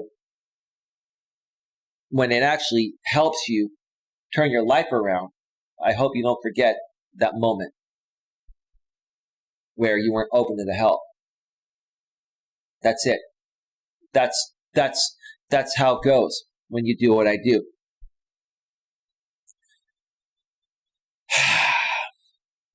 Okay. American Dream 1.5 with the hearts. The red, white, and blue heart, or hearts. Those are our colors here in the U.S., bro. The red, white, and blue. Stars and stripes forever, right? Before I get to this next blog here, I just want to take this moment and say, hey, look, I got a little passionate during the first part of the show, but that's who I am. I'm not triggered. I'm not upset. I really feel for people and care for people. I want to see people, get what they want and be happy within themselves, like I said a second ago. If there's one thing that I value more than anything, especially at 47 years old as I've gotten older, is my time. I value my time more than anything. The last thing I'm going to allow any person to do at this point in my life, whether it's a woman in a relationship or a business partnership or collaboration or friendship, I'm not going to allow anyone to waste any of my freaking time. I value my time, and I'm going to maximize my time in positive ways that are going to not only help me move forward, but help other people move forward as well. And you should value your time as well, and not put yourself in situations that are hopeless, in situations that, are not, really benefiting you in any way, in situations that are setting you back, whether you realize it or not. And in today's day and age, I'm more so seeing a lot of codependent relationships. I've got to do a stream on that. It makes me wonder why people stay together for 5, 10, 15, 20 years when the romance is dead. Or they're in a long distance relationship and they don't see each other that much, right? And then you talk with them about it, they make excuses about it, right? Oh, I'm happy, I'm content. No, you're not. Listen, I'm just saying this in general here. You can tell me that you're happy and content, and I'll tell you that's BS. But let me tell you something. You're not BSing me. I love myself. I love my life. I'm happy within myself. The only person you're BSing is yourself. It's not me. And if you're okay with BSing yourself, then that's on you. That's the way you want to live your life. That's the way you choose to live your life. That's on you. That's on you. I used to BS myself in my younger days. I don't do that anymore. I don't have time for that. I focus on positive things that are going to move me forward, and you should focus on the same things. Maybe in my younger days, maybe I was more codependent on my friends and relationships, right? And what happened? They didn't work out. What happened? I don't spend as much time, if any at all time, with some of my friends from the past. My past relationships didn't work, right? Many people are in relationships nowadays because they're getting something from somebody that they feel is keeping them afloat, even though they know that their relationship is not working, right? And they don't want to give that up. And then they come out and make the excuse of, I'm happy and content. And the truth of the matter is that you just can't let go of that codependent aspect you're getting from your partner, and he can't let go of the codependent aspect he's getting from you. Is that harsh to say? I don't think so. It's up to you whether you feel it's harsh or not. It's the truth. It's the absolute truth. And if you let that person go, are you going to lose that codependent aspect that you're dependent on, that you feel you're dependent on for survival? Yes, but you can rebuild.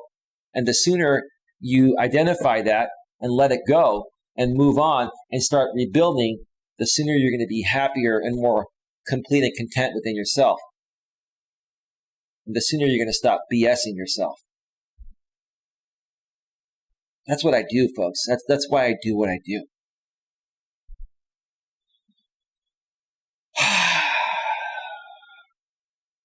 All right. Just wanted to clarify that. I love everybody, no matter what. Good, bad, or indifferent, I love all of you.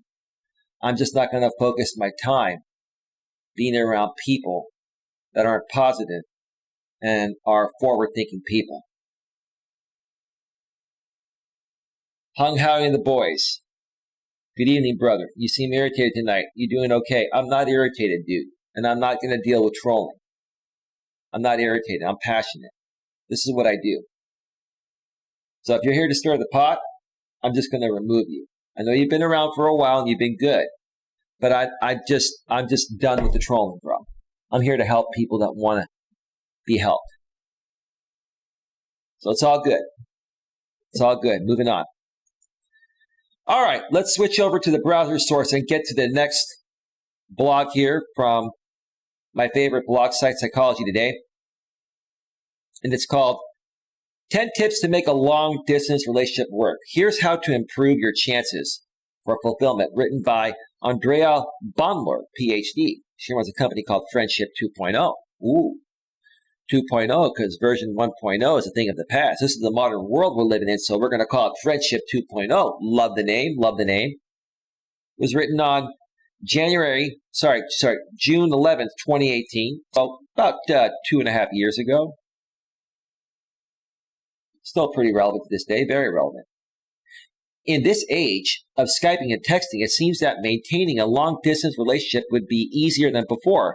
Gone are the days of paying such sky-high rates for long-distance calls that they need to be rationed like precious jewels. Right now, we have unlimited long-distance, nationwide long-distance on our cell phones. We even have unlimited, long-distance to Mexico and Canada. Like with AT&T, I can call Mexico, Canada, or anywhere in the U.S., at no additional cost, right? Simple. And any other place you want to have a conversation with, you can use Hangouts or Skype or any other, VoIP, voice over internet protocol, application on your phone, right?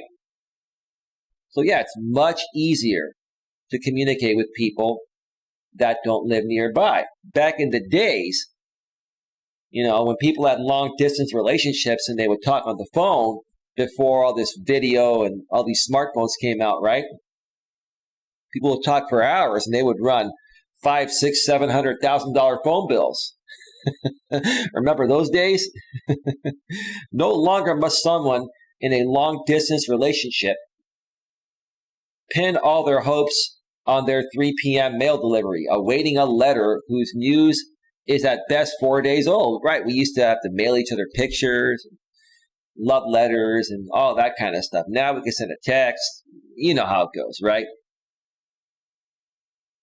Why we're no longer even in the days of having to wait for your loved one to settle in with their computer to check email. Instant responses are all but demanded now, perhaps a plus and a minus. Oh, a definite minus. Because it definitely takes away from the personable in-person aspect of things. There is a difference being in person and texting all the time.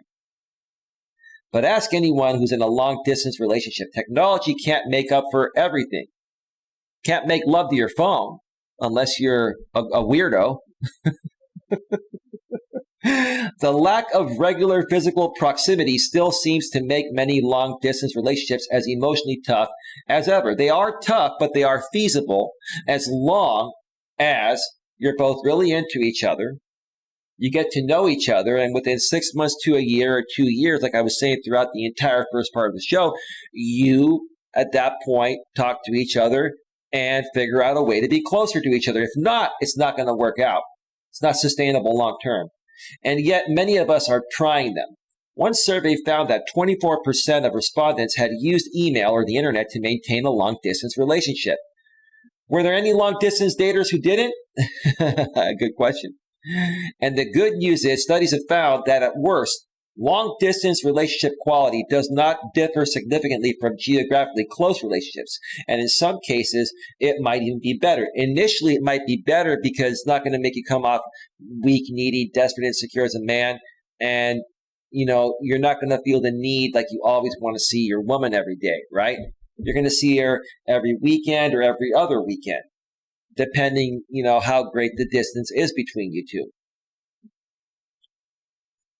Will yours survive? What makes the difference? Thankfully, there are specific considerations that will improve your chances of a healthy, lasting love. Here's what to keep in mind. And if you find yourself being overcome by negativity that is getting in the way of your relationship, check out this resource. Well, I'll just tell you this. Don't put up with any negativity. If it doesn't feel right, if you're not having or getting your needs met and fulfilled in healthy ways, in healthy ways that you would expect any relationship to feel, you got to let that person go.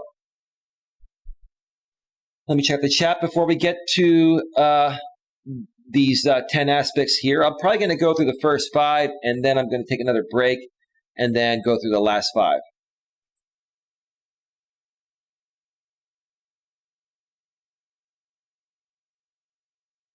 Hung Howie says, amazing spider jacket, by the way. Well, you're just saying the same thing that one of the other trolls said last time I wore this thing. But thank you, bro. I appreciate it. I really love this. So it's a nice workout jacket. It's very comfy, very comfy. Not too warm, not too cold. It's just right. Feels good. It looks good, too. Thank you. American Dream 1.5. Coach Eli appears confident and professional to me, 100. I appreciate it, Dream. It means a lot to me, bro. Thank you, humbly speaking. I do my best. I really care. I've been through a lot, and I want to share my stories. And I want to share my experiences of what turned my life around. American Dream 1.5 says, I remember those days, something like $100 for 200 minutes, LOL, 1995 cell phone. Well, that was for daytime minutes. Then they started getting the unlimited nights and weekends, right? And then when data became more of a premium like it is nowadays, they just gave everyone unlimited anytime minutes, and that changed everything. Then, everybody just, started just calling and talking to everyone. But now they don't even use the phone anymore. They'll use an app, right? People hardly use the actual cell phone to talk to people anymore, which I think is sad. We need to bring back that human element of voice when you're getting to know people, through the internet instead of text. Adelaide's advice attic. Hello, how are you doing, Adelaide? Welcome to the show. How's it going? How's it going? Thank you so much for being here. Okay. Darren Adams says, 3 hours, you called it. Yep, you're right, Darren. You're right. You are right. I'm liking all of your posts here. Okay. Yeah, we are at 1 hour and 51 minutes right now. Okay. Number 1, prioritize your schedules well. Different work or school schedules, sleep preferences, and time zones can all wreak havoc on even the most well-intentioned couples when it comes to making time for communicating with each other. I say this all the time. You have to have a great work-life balance. I notice with most women that I encounter nowadays, they cannot balance their work and their personal life. That's one of the first questions I ask them. If they're not capable of balancing their work, personal life, even for you ladies that are seeking men, if a man can't balance his work, personal life, it's not going to work out. Often a couple can settle into a pattern through inertia, even when it turns out that pattern doesn't work particularly well for one or both. When are you at your best? When you feel you are, when you really love yourself deep within. That's my opinion. When can you devote private, unrushed time to conversation? Typically at night after 9 p.m. That's what I've told my ex-girlfriends and people I'm getting to know. I'm busy during the day, especially weekdays, right? Weekends a little more flexible, right?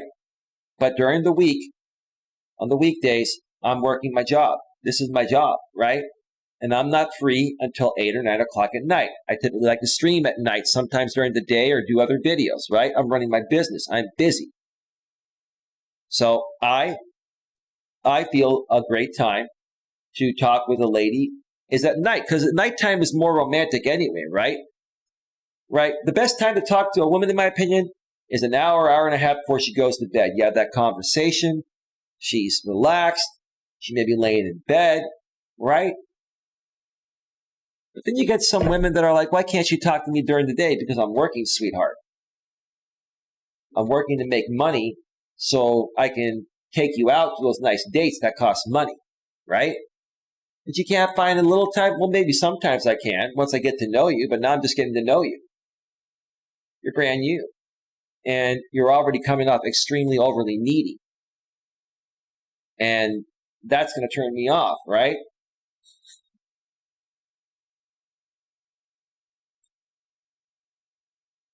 How do you feel about spontaneous texts? I love them. When they come from women, it shows interest, right?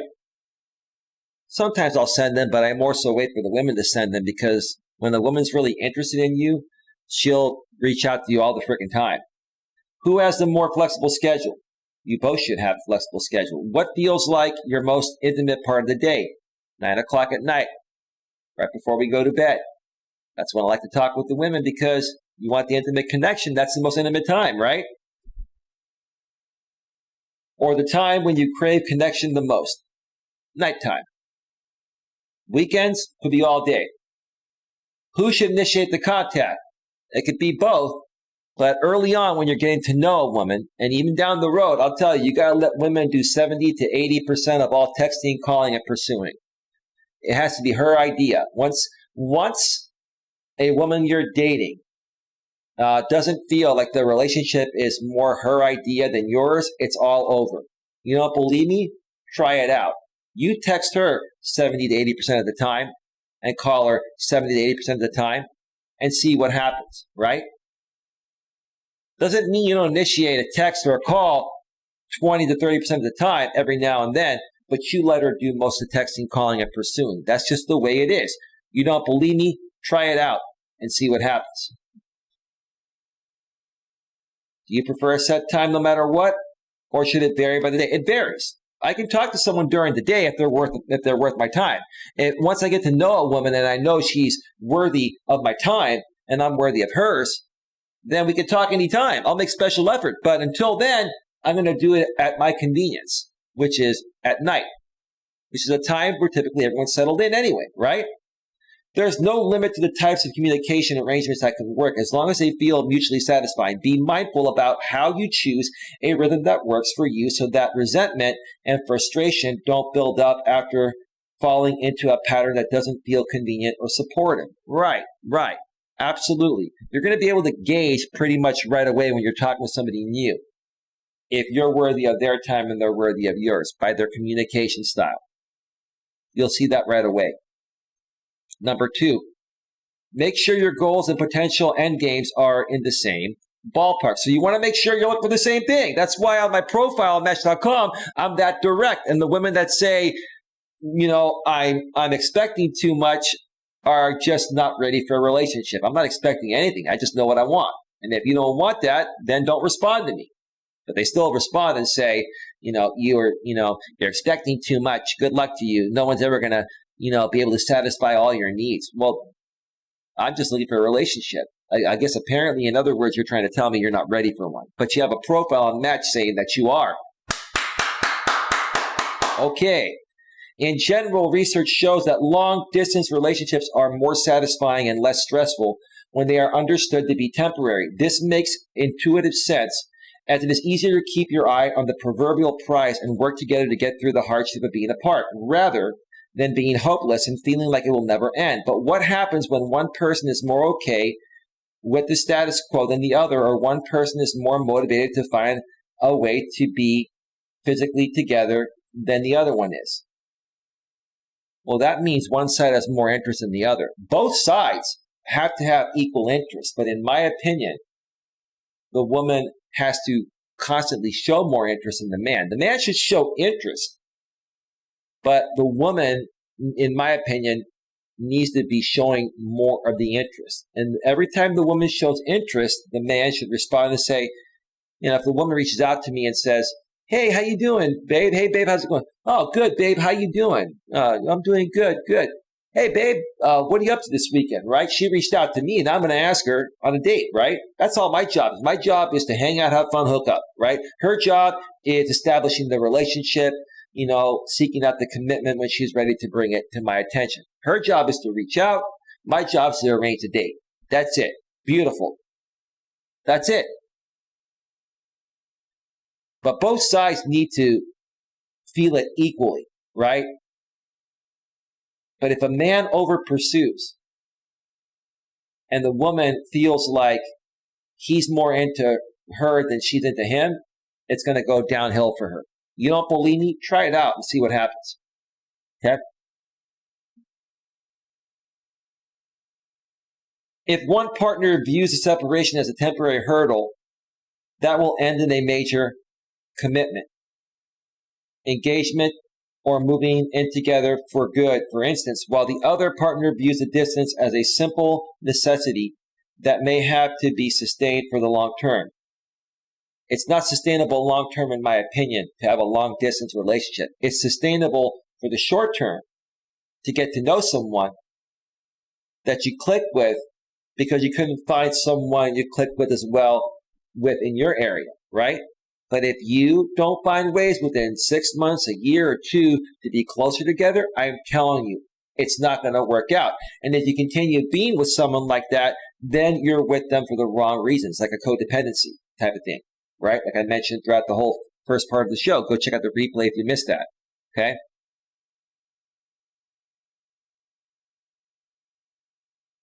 There is bound to be friction. Right. Absolutely. Absolutely. Talk continually about the expectations of exactly what the outcome of your separation will be and when. Okay, just communicate. Number 3, don't rely solely on technology. Make phone calls. Hang out as much as possible, right? Many long-distance couples may think they're lucky stars, for FaceTime, video conferencing, texting, and all the other technological advances that have made it so much easier to stay in real-time contact with their loved one. That's great to use throughout the week when you're not seeing each other, but you should be hanging out at least on the weekends, right? And you should at least be talking on the phone for, 20 minutes, half an hour each night if you're dating someone to stay close. My ex and I lived an hour away from her. She wanted to talk by phone half an hour each night that we didn't see each other before bed. And I agreed. It wasn't FaceTime. It wasn't texting. Sure, we used texting to set it up, right? Okay? But we talk on the phone and hear each other's voices and communicate and share about our days. It kept us feeling close. And then when we saw each other on the weekends, we'd go out, hiking, nice dinner, maybe a weekend getaway trip, nice hotel room, then snuggle up, make love all night long, wake up, lather, rinse, repeat. It's pretty simple, pretty cut and dry. That's it. That's all it takes, right? That's all it takes.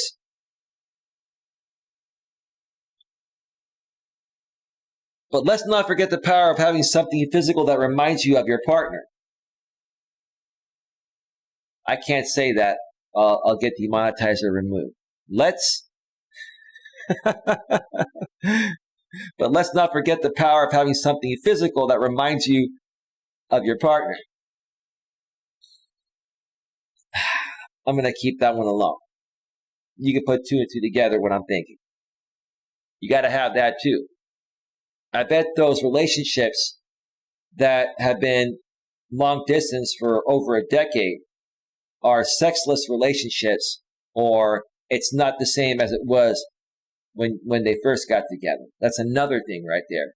Ask yourself, if you're in a long-term, long-distance relationship, okay, How often are you being intimate with your partner compared to how often you were intimate with them when you first met them? Ask yourself that. That'll say a lot, don't you think? Come on. Keeping the piece of clothing around that still smells like your partner. I still can't say what I want to say. I'll get demonetized or get removed. I definitely enjoy having those pieces of clothing when I'm dating with someone. One particular piece. Guys, we all know what that is. Gals, we all know what that is on your side. Let's move on. Having a special token that serves as a symbol of your commitment or displaying a gift from them prominently in your bedroom can serve as proximal reminders of their presence. My ex had a couple pictures of her and I framed in her bedroom when I was dating her. I didn't ask her to do it. She did it on her own. I just noticed that, when I was hanging out with her at her place on some weekends. And that just showed me how much she really cared. To the point of where she's going to frame our pictures in a modern digital world, print them out, frame them, and put them on her nightstands. It's beautiful. Absolutely beautiful.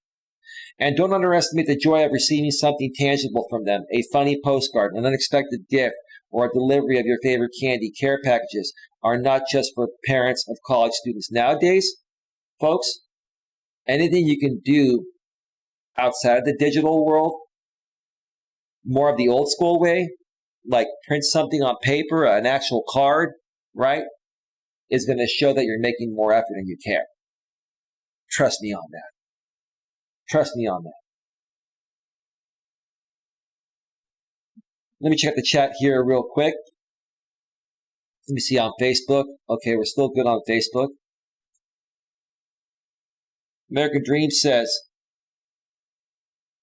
1.5 says, Coach Eli, if I knew exactly what I wanted at the time I met my wife, I would have found someone else, the woman of my dreams. I'm looking for your kind of toolage. It is solid and effective. Bro, it took me a long time to get to this level, bro. It took me a long time to love myself in the way that I love myself today. And dude, listen, I've had so many chances to be with women, right, that I eliminated personally myself. Hot women that wanted to date me. But because after talking with them, I just knew they would drag me crazy down the road. I didn't even want to meet up with them one time to try and sleep with them. I just don't do that, right? It took me a long time to get to this level of confidence and security within myself. And I appreciate what you're saying, bro, because let me tell you something. The more and more you keep coming back here, the more and more we become friends. I will help you get there, bro. I will help you get there, bro.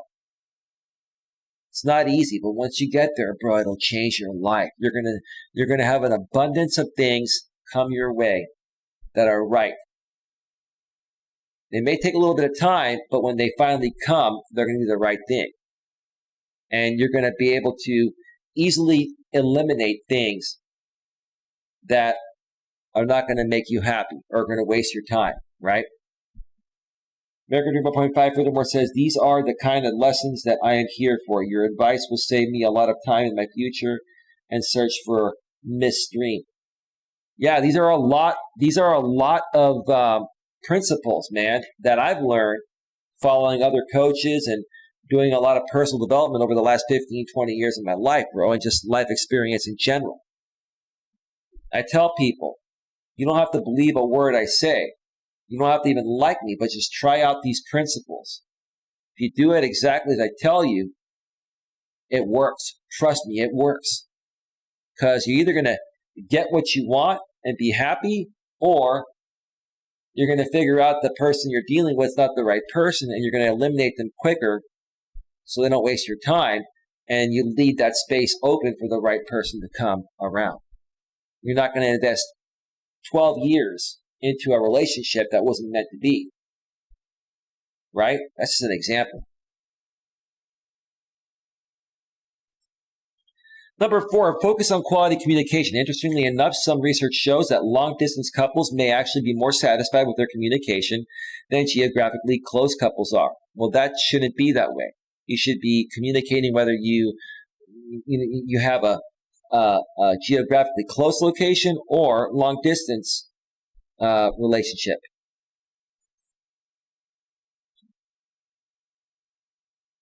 This may be because they realize how precious their communication opportunities are, and they generally don't have to waste words on day-to-day logistics. Why didn't you take the trash out? Or, but I want Chinese food. We just did Mexican last week. Well, eventually, if you move in together, if you're going to move it forward, you're going to have to move closer to each other and deal with these things. So even if you're in a long distance relationship, you still got to spend time at each other's places and see how each other is. Like, just because you don't live together initially doesn't mean that when I come to your place as a lady, I'm not going to look to see how well and clean you keep your place. And the same on the flip side when you come to my place, right? Use this to your advantage. If you're in a long distance relationship, you lack the ability to have a high quantity of communication compared to couples that are together in close proximity.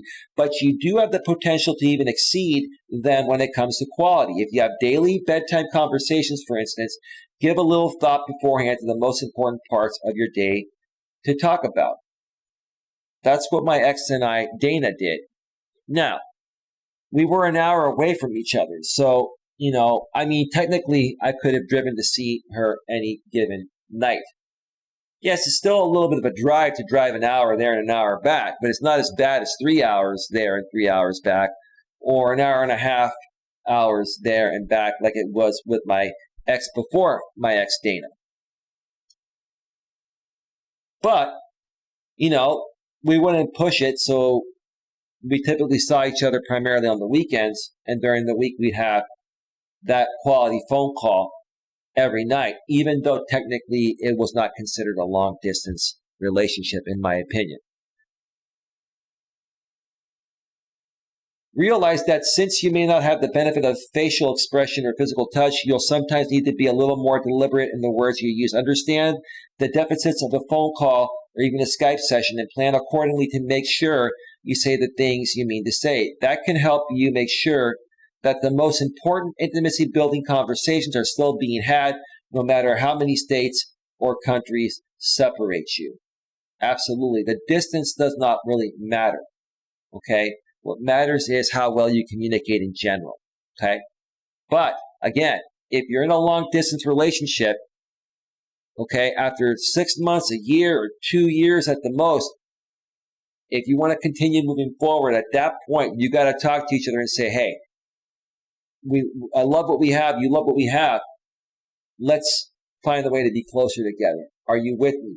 Do you feel strongly enough about what we have to want to figure that out? That's it. Number 5, let the boring details become connection. Nothing's ever boring with me, I'll tell you that. Nothing. Bear in mind that a focus on quality communication need not mean you are leaving out the smaller details of your day. It is easy to grow apart if you have no clue what the daily rhythm of your partner's life is like. Who do they talk to on their lunch now? On their lunch hour, What podcasts are they into now? What have they been trying out for dinner? How have they been redecorating their room? Who's been driving them crazy at work? Don't make the mistake of thinking that the boring details of your day should be a mystery to your partner. That's the first thing I ask. When I'm dating someone and I call them or they call me, before bedtime if we're not seeing each other on that day. Hey babe, how's your day going? Oh, good. How about yours? Good. What happened today? What'd you do today? Right? Oh, I did, right? What about you, babe? What did you do? Right? That's communication. That's sharing about what you both are doing as individuals during the times that you are not seeing each other. It builds more trust, rapport, it makes you feel close and connected, right? Very simple. It's so easy. Of course, no one wants to listen to nothing but a list of minutiae.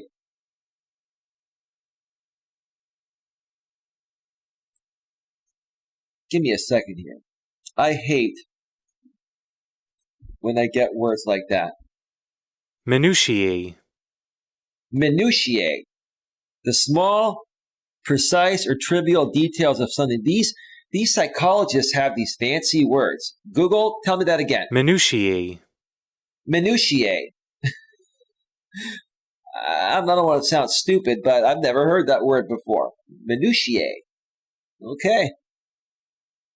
Great. Minutiae. Learn something new every day, see? Of course, no one wants to listen to nothing but a list of minutiae. Minutiae. Minutiae.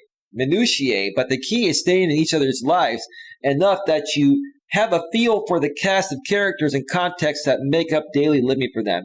This helps keep you close, even when the miles do not. Like I said with my ex, we would have that 1 hour conversation every night that we didn't see each other. She told me that she wanted that, and I told her that I feel the same way. She brought it up first, though. Let the woman bring it up first, right? Okay? And I agreed, and we never, ever had a problem. Ever had a problem with it. It was never overwhelming to either one of us. We just split up for other reasons. Other reasons. But the relationship was great the entire time we were together. I have no complaints about it.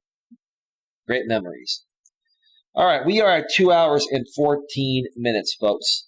I'm going to step away for another 5 to 7 or 8 minute break, then come back and go through the last 5 aspects. American Dream 1.5 in the chat says, these are the kinds of lessons I'm here for. I think I already read that. I already read that. I don't have to read that again. Okay. No big deal. No big deal. All right. So let me do this. Let me cue up some royalty-free YouTube music. And step away for one more break. I've been doing a lot of streams lately, folks, so I'm going to take a break soon and give my, or like a day off soon and give my voice a rest. I've been going hard in the paint because I really want to be here for you folks. I really do.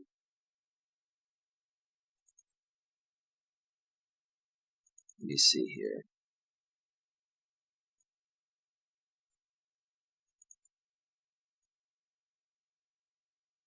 See a couple of more.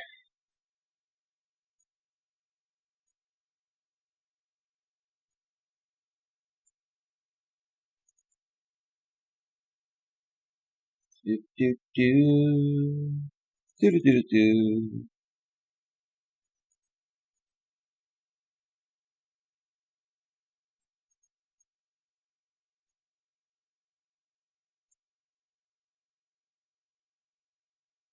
Let me see.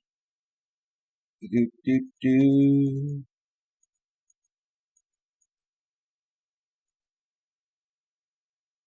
All right, folks, music is all queued up. I'm going to step away for another 5 to 7 or 8 minute break. When we return, I'm going to read the last 5 aspects of the blog. 10 tips to make a long-distance relationship work. Here's how to improve your chances for fulfillment. Yes, yes, yes. So stick around. We'll be right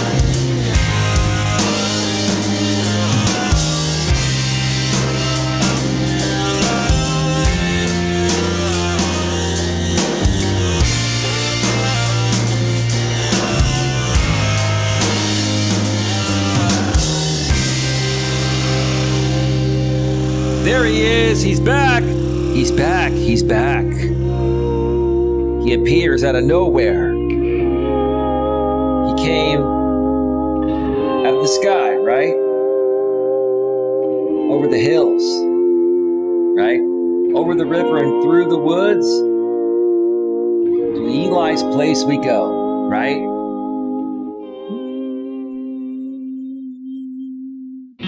Yeah. Yeah.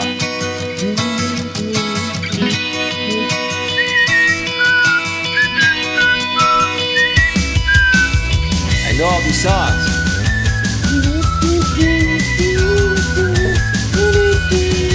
Oh yeah. Yes. Yes.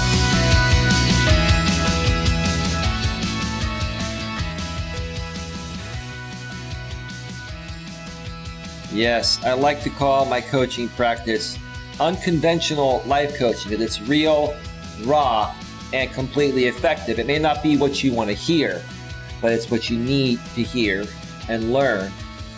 And that way you can better yourself and actually get what you want instead of focusing your time on what you think you want, which is driving you insane, right? Yeah. All right.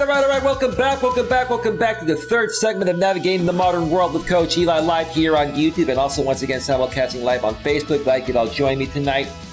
It is almost 2 o'clock, 2 a.m. on the East Coast, almost 11 p.m. here on the West Coast. We got about another 20 or 30 minutes to go during this show. So if you have any questions, comments, or concerns, get them in now.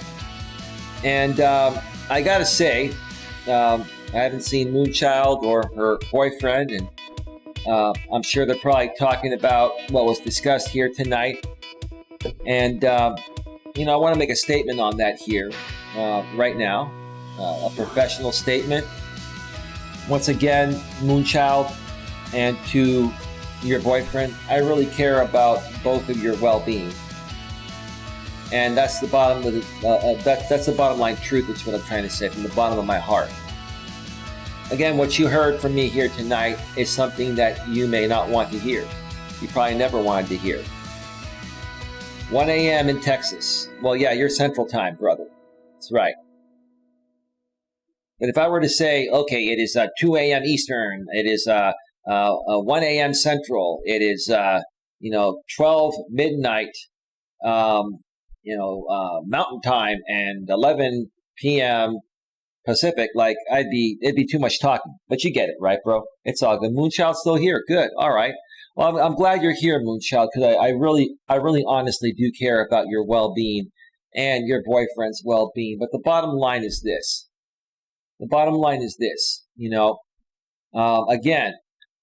People, the hardest thing about being a life coach is helping people that are open to the help. And in order to get the proper, support and help that people need to better their lives, they need to be open to suggestions and change. And people are either open to it or they're not. Even people that are open to it are initially going to be taken back and set back by certain things that, are said, especially like what I said earlier tonight. But trust me, it's going to help your future. It's going to help you learn to better love yourself and respect yourself to the point of where in the future, when you're in situations like these, you're going to know how to handle them better, and you're not going to allow anyone to waste your time or treat you this way, right? And let me tell you something. Okay? If you're in a relationship and someone treats you well, but they don't spend enough time with you, they only see you once every 2 or 3 months, and they come out and say, well, the reason is because of this pandemic, and my father is I'm taking care of my elderly father, and I don't want to put him at risk. That's BS. That is 100%, 1,000,000% BS. Because as a man, if I was in the same situation and I cared about a woman, and I didn't see her for 2 or 3 months, that would drive me insane. I would miss her, and I'm not afraid as a man to come out and say that. SIFU, SMO. Hello, welcome to the show. How you doing, man? Thanks for being here. So, yeah, like I said, like I've been saying all along throughout this entire show, you can only help people that are open to the help, that are ready for the help, right? And even if they're open to it, they may be initially thrown off and think that, oh, your assessment is wrong. You're wrong, you're wrong, you're wrong, you're wrong, you're wrong, right? And if you have that reaction like that, basically you're just saying to yourself, Jesus, I'm upset because he's actually right and he means well and he wants to help me, right? That's all it is. So this is the beginning. It always happens like this in the beginning. People are thrown off. They think that, there's something that the assessment is not right. And then they think about it, and then they start to look at things more closely, right? And then when they look at things more closely, they go back and remember what I said, and they're like, wow, this happened exactly as he said it. And more things start happening exactly as, oh, Eli said it, right? Maybe he was right. Maybe I do need to refocus. Maybe, I am codependent and he's codependent. Maybe, there really isn't any arguing or anything apparently, wrong, at least appears wrong in the relationship. There's a lot wrong. We're in this for the wrong reasons. If we were in it for the right reasons, we would have found a way to be together much closer. We would have been living together and not necessarily married, because you folks don't want to get married in your case, right? You've been married before. And yes, like your boyfriend said earlier, I don't know the entire story because you folks don't want to share that, right? So I can only go by, what I have, right? Okay. But I can only highly assume what the rest of the story is. And the bottom line is that it works for him in the way it's worked for him. And if he wanted to give more and really move it forward, he'd be making a lot more effort no matter what he says. He would find a way to make it work more often. He would find a way to be closer to you, right? Anyway, let me get to the chat here before we get to the last final, the 5 final aspects of the blog I was reading earlier, which is 10 tips to make a long-distance relationship work. Okay. So, let me check out Facebook real quick. Nothing happening over there. 1 viewer still over on Facebook. Still have 5 people here on YouTube. Still listening, says Moonchild. Awesome. American Dream 1.5 says, I pray for Moon. So do I. And I pray for you too. I pray for everyone to be happy and successful, bro. Typo Moonchild. Okay, Dream. Thanks, Dream, says Moonchild. American Dream with the thumbs up. Hi, Dion. Hi, hey, Dream. So do you know SIF USMO, Dream? You know him by the name of Dion? Okay. How you doing? Miss your last stream. I'll see your next one. I'm here for relationship advice on my future. SIF USMO says, Dream, have you been streaming lately? I think he streamed last night. SIF USMO. Dream says, Coach Eli is a good man. I enjoy his platform. Thank you so much. A little bit, but I've been working a lot.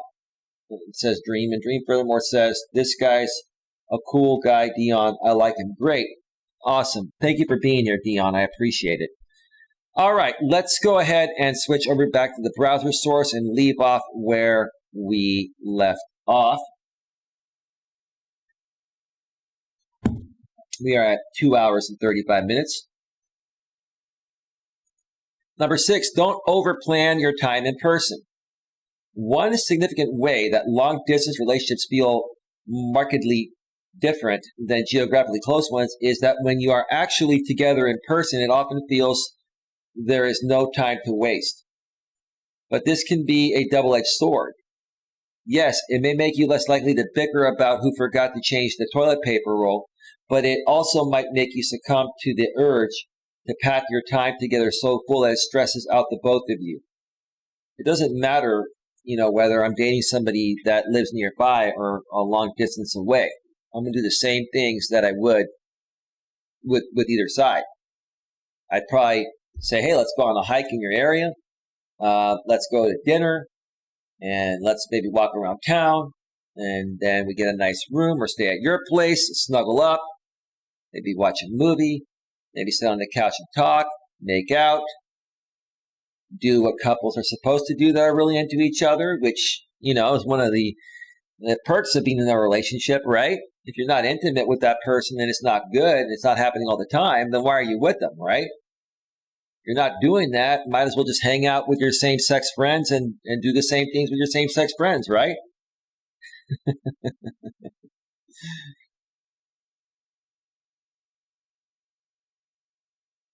Let's see. I've worked with many people in long-distance relationships who report that they feel quite a lot of pressure to make every in-person moment count. If they only see their partner every 2 months, for instance, then they understandably want to treat it like a special vacation each and every time. That's not enough time. If you're in a long-distance relationship and you're not seeing someone at least 1 or 2 weekends each month, it's not going to work. That's not even a relationship. That's like a hookup. That's a friends with benefits, right? If you're even sleeping together, right?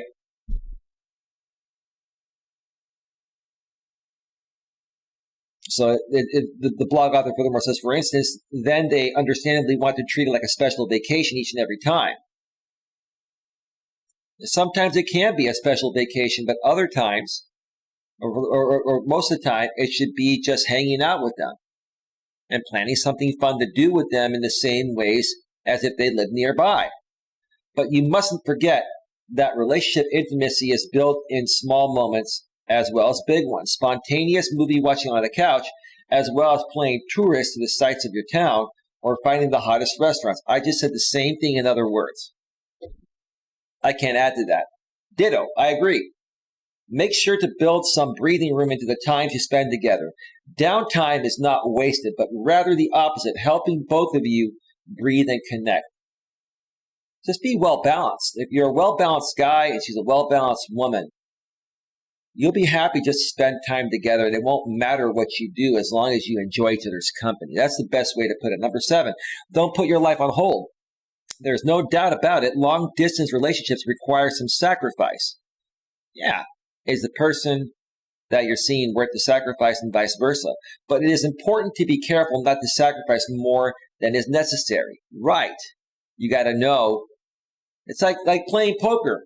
Like the old poker song, you got to know when to hold them and know when to fold them. Know when to walk away, know when to run. Right? That's it. That's what I'm here to help you figure out, right? Which can breed resentment and regret over time. Boy, sounds like someone I know is going through this right now. They're breeding resentment and regret, and they haven't come to terms with it yet. But I get it. I get it. This is especially risky when the long-distance part of the relationship is supposed to last only a brief period of time, but unexpectedly needs to be extended longer, whether due to military deployment, employment challenges, or unexpected financial setbacks. I have talked with many military wives that have husbands that are deployed overseas and are gone for 6 months to a year at a time. Let me tell you, every single one of them has cheated on their husband. Not because they wanted to. I'm not saying it's right. It's not right. Not because they wanted to, because if you're away from your husband or wife for many months at a time, that's going to destroy your relationship. That's why I hate to say this, that, military wives, I see them having the highest rate of divorce. Or if you're dating somebody in the military, I see those relationships breaking up, or you're dealing with infidelity. Folks, if you're going to make a relationship work, you've got to spend time with your partner. And if you go too long without seeing them, then what's the point? It's better to be single, right? You got to make a choice. If you want to do a job that's going to require you to be away for long amounts of time, maybe being with somebody during that time is not going to work. Maybe, have something casual, I'm not into the casual thing, but in that situation, that's pretty much the only feasible choice, because even if you get married or you're dating someone, you're going to cheat on your partner more than likely while you're deployed overseas, and they're going to cheat on you, not because they want to, because they crave the intimacy and the companionship of a man, and you're not there, right? That's just my opinion. I've seen it happen time and time again. Time and time again. In these cases, one partner may have delayed or even avoided spending time cultivating friendships, interests, or hobbies in their locality because they didn't think it was worth it. And now they are a couple of years in, wishing that they at least had truly been living more fully in the meantime. Now you're beginning to realize it, right? But now, you're emotionally invested, right? And now you don't know what to do, right? Now you feel like you want to get out, but you're emotionally invested. You got to think ahead. Like I always say, I take the proactive approach, not the reactive approach. Many people take the reactive route. Be proactive, know what you're getting into, and know what you're up against before you do it. If you don't want to deal with a partner being away, deployed overseas in the military for 6 to 12 months at a time, then don't date someone or marry someone like that. But why don't people think about that initially, right? Why don't they?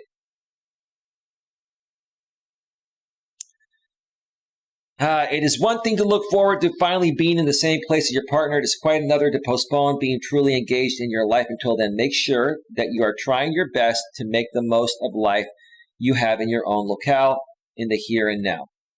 Don't isolate yourself, spin your wheels at work, or keep yourself from bothering to seek out a sense of community or purpose. Live each day fully, whether your partner is absent or not. Added bonus, it will make the time apart go faster. Now, granted, being apart at times is not a bad thing, especially early on. It gives you the space to get to know each other, wonder about each other, and then see each other. But like I said, if you go longer than a couple of weeks of not seeing someone, like, it just doesn't feel the same afterwards, right? I'm telling you, folks, in any relationship, even early on, or even for the first 6 months or a year or 2 years, if you go more than 2 weeks without seeing someone, you're going to start to miss them. You're going to crave the attention of having someone there, and you're either more than likely going to cheat, or you're just going to be unhappy. You're going to start getting angry and bitter. Why put yourself in that situation? Why date someone that's not available to date, right? Just my opinion. That's why I'm single, because I'm looking for someone that's able to bounce their time and has the time to make a real relationship work. Someone that's going to be able to spend enough time for the relationship to be feasible. Why would someone want to date someone that only wants to hang out like once a month or once every 2 or 3 months? What is that? That's not a relationship. Number 8, reframe the situation as a positive and believe in it. Given the positives that accompany some long-distance relationships, it may very well make sense to celebrate your situation as something that can bring benefits despite its drawbacks. Yeah, you get to wonder about each other. You don't see each other for a little while. But again, like I said, if you don't see each other for a long while in between the times, you don't see each other, it's not going to work in the end. I'm telling you. Furthermore, if you both can remind yourself of the ways that being apart can make you appreciate each other more, research shows that you may be more likely to idealize your partner when you're in a long-distance relationship. Then this can help you feel more positive about what the distance can bring. Cognitive reframing is helpful across all kinds of difficult situations, as it helps bring hope and can give us a sense of control. Long distance relationships are no different. Try to segue from a focus on how unlucky it is to not be able to live in the same place to how this challenge can help you grow together even stronger. I get the point with the blog of what the blog author is saying, right? You know, when you spend time apart, the heart grows fonder, right? And that person's not always around to distract you from other things you may be doing, right? But again, if you don't see each other enough, you're going to forget about each other's existence, right? And talking on the phone every night, for a month straight, if you only see each other once per month, is going to get old after a while, right? Think about it, right? Human beings want to bond and connect in person. When I'm with a woman, I love being around her. I love going hiking with her. I like to touch her, hold her, smell her perfume, hold her and make out with her, right? Smell her hair, run my fingers through her hair. Like, you can't do that if you're not in person, right? Think about it. All right, folks, we have a couple more here. We're going to be going off the air in about 10 to 15 minutes max, or a little bit less. So get your questions in right now if you have any other questions. Let me check out Facebook. Nothing happening on Facebook. Let's see here.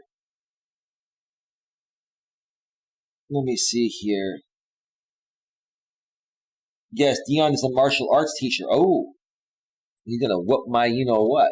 It's all good. He's probably a good guy. I have to look into this content, man. I'll check him out.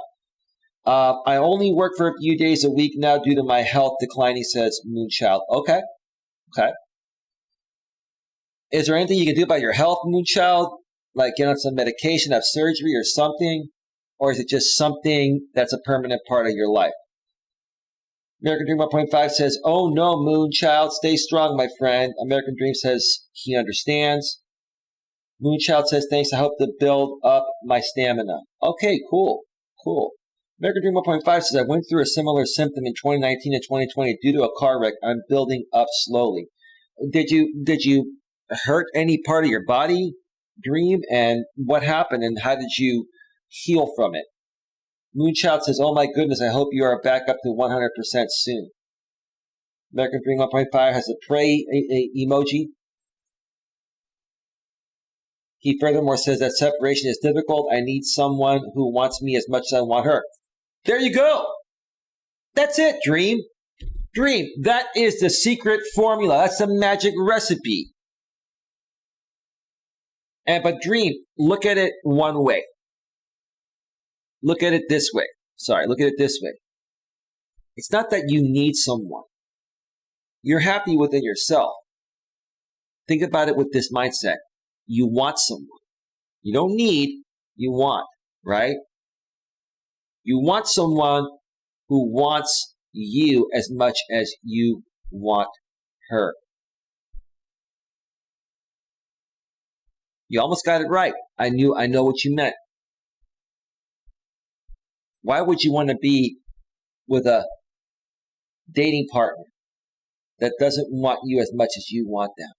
You equally want each other. You equally enjoy each other's company, right?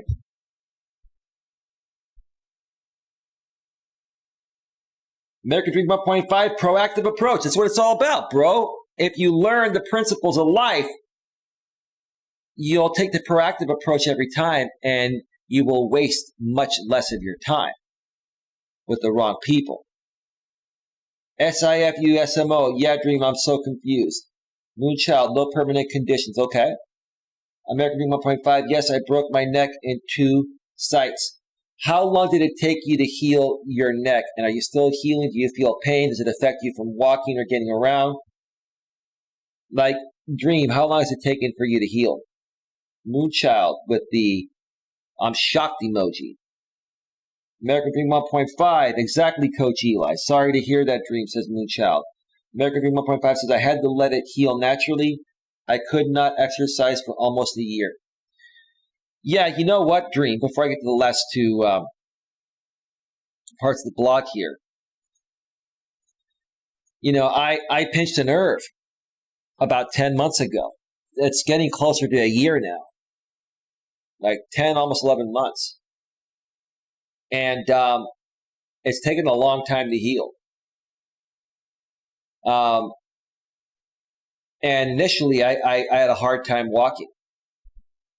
When you have a herniated disc that bulges out and pinches the nerve, it takes a long time for it to go back to normal, right? And start laying off that nerve. And over the course of time, as it further goes away from the nerve, it's pinching the nerve less. You can feel yourself, getting better, right? And I've been like 95, 96, 97% healed now for several months, but I still feel the nerve being a little pinched. And I've talked to my doctors and talked to other people that have gone through a similar thing, and they've told me that it took a year or a little over a year for it to heal itself through physical therapy, walking around, and just, letting the body do what it does. Moonchild, I meant know nothing I can do about my conditions as they are permanent. Been to Mayo Clinic, no treatment. I haven't already tried. Okay, sorry to hear about that, but at least you've exhausted every option possible. Moonchild, SIF yes and no. What would you say as to if you're dating someone who is in grad school and works part-time but wants a committed relationship? Doesn't make sense if we are both busy. Well, SIF USMO. If you both want it, you're going to be able to balance your work and your personal life to make it happen. So, do you really love this woman and care for her? And does she really love you and care for you? How long have you been with her for? Like, if you've been with her for a year or two, that's cool. If she's someone you just met, you got to see what she's open to, right? And, she needs to see what you're open to as well. But since you're a guy asking this question, this is what I'll say. Ask her, is she willing to balance her work, school, and personal life to make this work? Or is this not the right time for her? Don't be afraid to put the ball in her court and say, hey, look, I'm busy working. I got this going on. I do YouTube. I do martial arts. I have this and that. But I really like who you are. I really care about you. I really love you. I really want to make this work, and I'm willing to do whatever it takes to balance it out. Are you willing to do the same, right? And if she says yes, don't take that answer as gospel. Because when it comes to women, even for men, but more so for women, when it comes to women, you never want to listen to what a woman, well, I'm not saying don't listen to a woman, but you never want to always believe what a woman says regarding something like this. You want to look at her actions, right? She may say, yeah, okay, I'm willing to balance out my college life, my work life, and my personal life with you, right?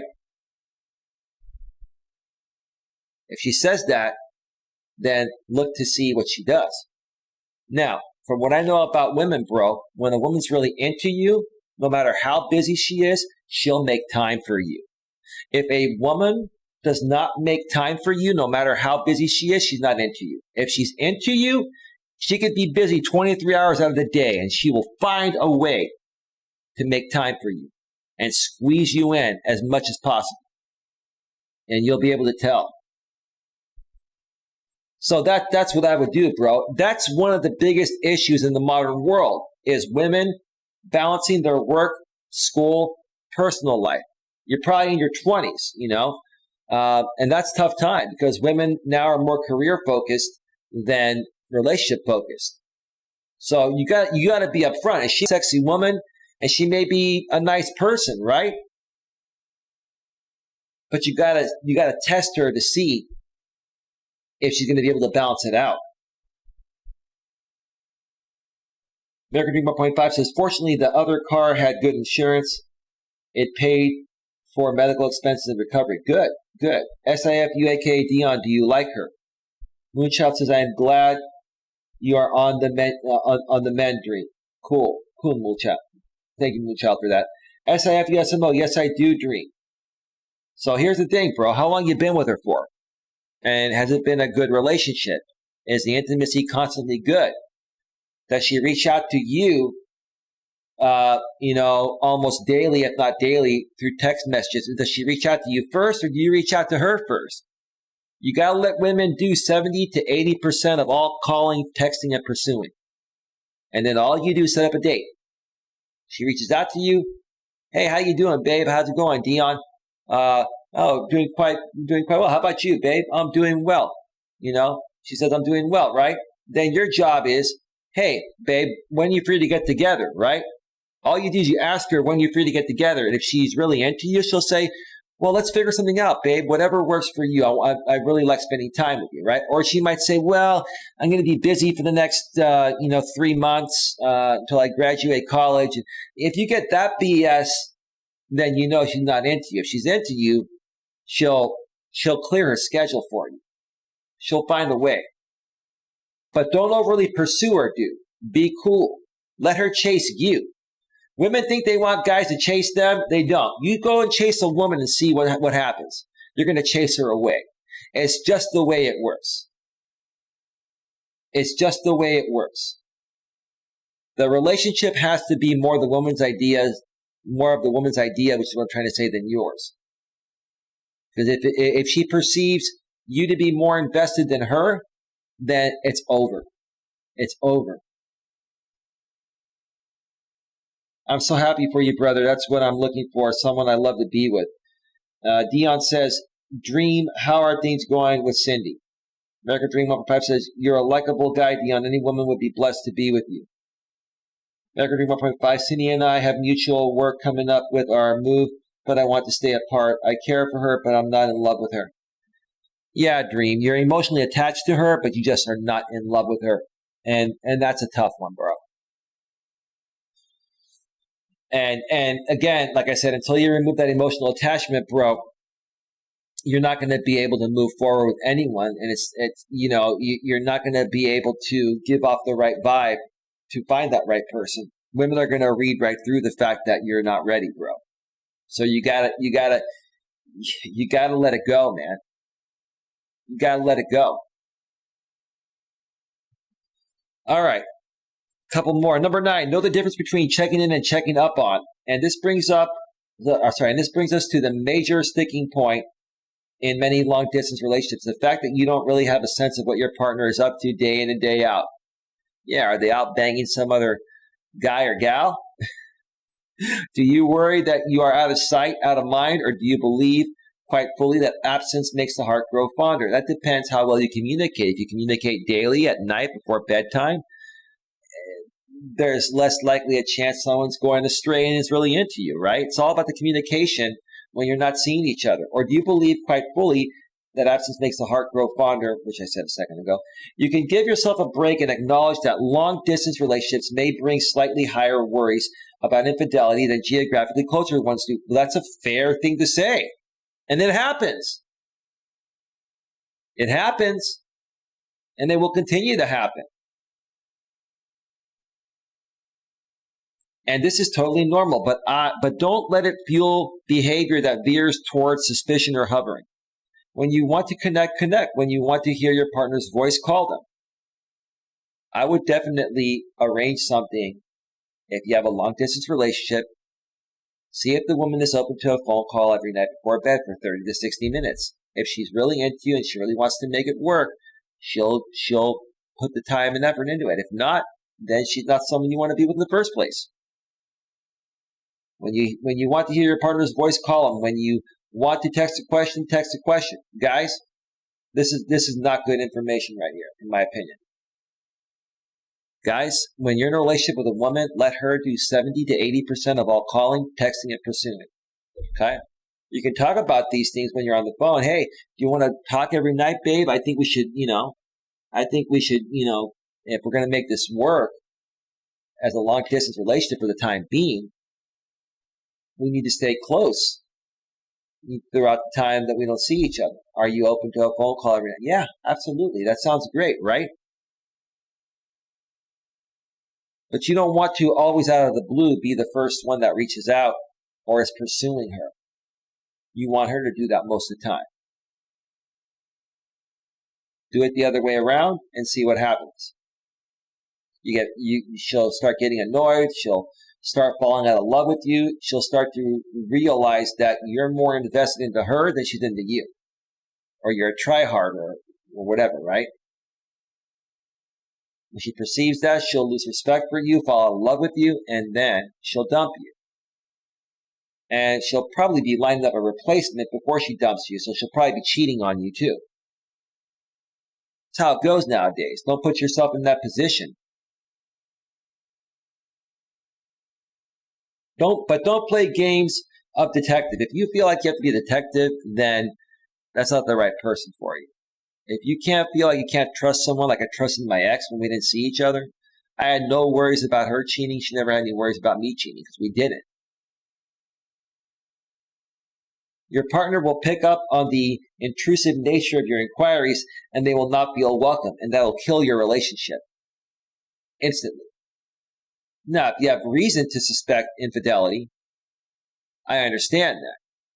But if the woman or man has given you no reason to suspect infidelity and you keep questioning them, that's going to end it too. That wouldn't work for me. That's a very insecure person. And even women that are naturally and biologically more insecure than men, beyond a certain reasonable level of a woman being insecure biologically, that can become too insecure for a guy like me as well. That would turn me off.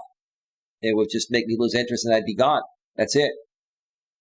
You've chosen the leap of faith required to be in a long-distance relationship, and you simply can't know for sure what they're doing all day. The more you can relax into that, the better off you will be. Right.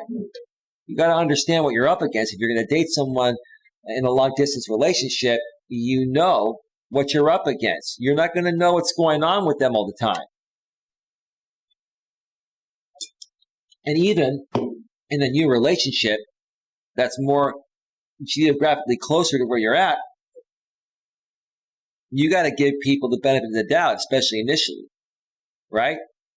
If you're overly concerned, regardless of distance, what your partner's doing when they're not with you, that's an insecurity and it's just not going to work. It's not the right thing.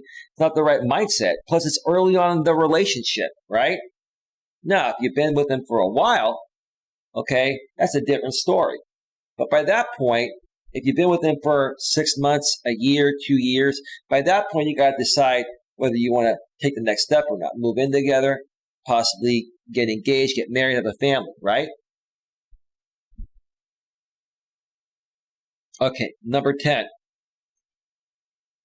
Let yourself trust and earn that trust yourself, which brings us to one of the most important factors in making any relationship last: trust. You trust your partner? I give people the benefit of the doubt, including women, until they give me a reason to no longer give them the benefit. So, in essence, when it comes to trust, I will trust someone completely until they give me a reason to not trust them completely or at all. Once you betray my trust, which is what I'm trying to say, once you betray my trust, it's going to be very difficult to ever get it back, if you even ever get it back. You got to think about that, folks. The work to build and keep trust goes both ways, with your earning it being every bit as important as having it in your partner. And unless you think this is only about the potential for sexual infidelity. Well, that's what it usually is. That's usually the biggest trust betrayal. That's all people really care about in dating relationships. Now, you should be a good person, not commit crimes or be violent, right? But what's the most important trust aspect of a relationship? Being faithful, right? Fidelity, right? It is important to remember that there are many ways that breakdowns in trust can erode a relationship, even outside of a romantic affair. Can you count on your partner in ways, big and small, are they there for the phone call when they said they'd be, or are you frequently shelved when something more pressing comes up? You got to look for consistency. If you are with someone that's into you and you're into them, you're going to make each other a priority, and you're going to be able to feel and tell that you're still a priority. When things are a little bit off from the normal pattern of things, once you establish something with someone, you're going to be able to tell. Then you know there's something wrong. Okay?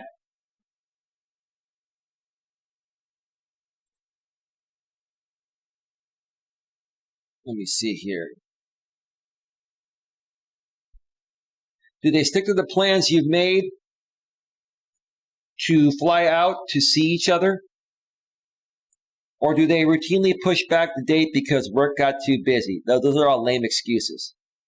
Do they remember what's important to you and listen in ways that make you feel heard and understood? Or does each new conversation feel separate, like they weren't paying attention last time? Or like their mind is somewhere else together? Guys, this works for you too. You got to pay attention. You got to be thoughtful. You got to be in touch with your emotions. You have to be open emotionally and emotionally aware. Just like the woman is. And it doesn't make you any less manly to be that way. All great points here by the blog author. Couldn't have said it better myself. All these questions can apply to yourself as well, of course. Are you being the partner that you are worthy of having? There you go. This is how we're going to wrap it up. What a beautiful way to wrap it up. Are you being the partner that you are worthy of having? In other words, it's a fancy way of saying, do you practice what you preach? One more time. Do you practice what you preach? Because you only get what you give in this world, right? What's been important in your own long-distance relationship? Let me know in the comments. And there's more information about the author. So what I'm going to do is I'm going to share these two blog links within the YouTube description section, and then on Facebook. As I do that, please get any last-minute questions, comments, or concerns in on Facebook or on YouTube. I'm going to be going off the air in just a few minutes here. It's been a great show today. Great show. Give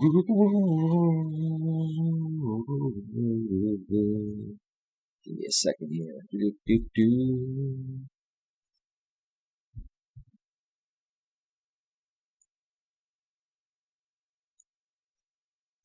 Okay. I just updated and saved the links on YouTube. If you refresh or come back on the replay, they'll be there. And I'm going to share those links on Facebook. Darren says, he said an hour ago, 3 hours, you called it, and we are at 3 hours and 9 minutes. Yep. I really wanted to do a deep dive into this topic here. It was very, very important. It's a very, very important topic. Moonshot says it took much longer than I expected. No, I knew it was going to be this long.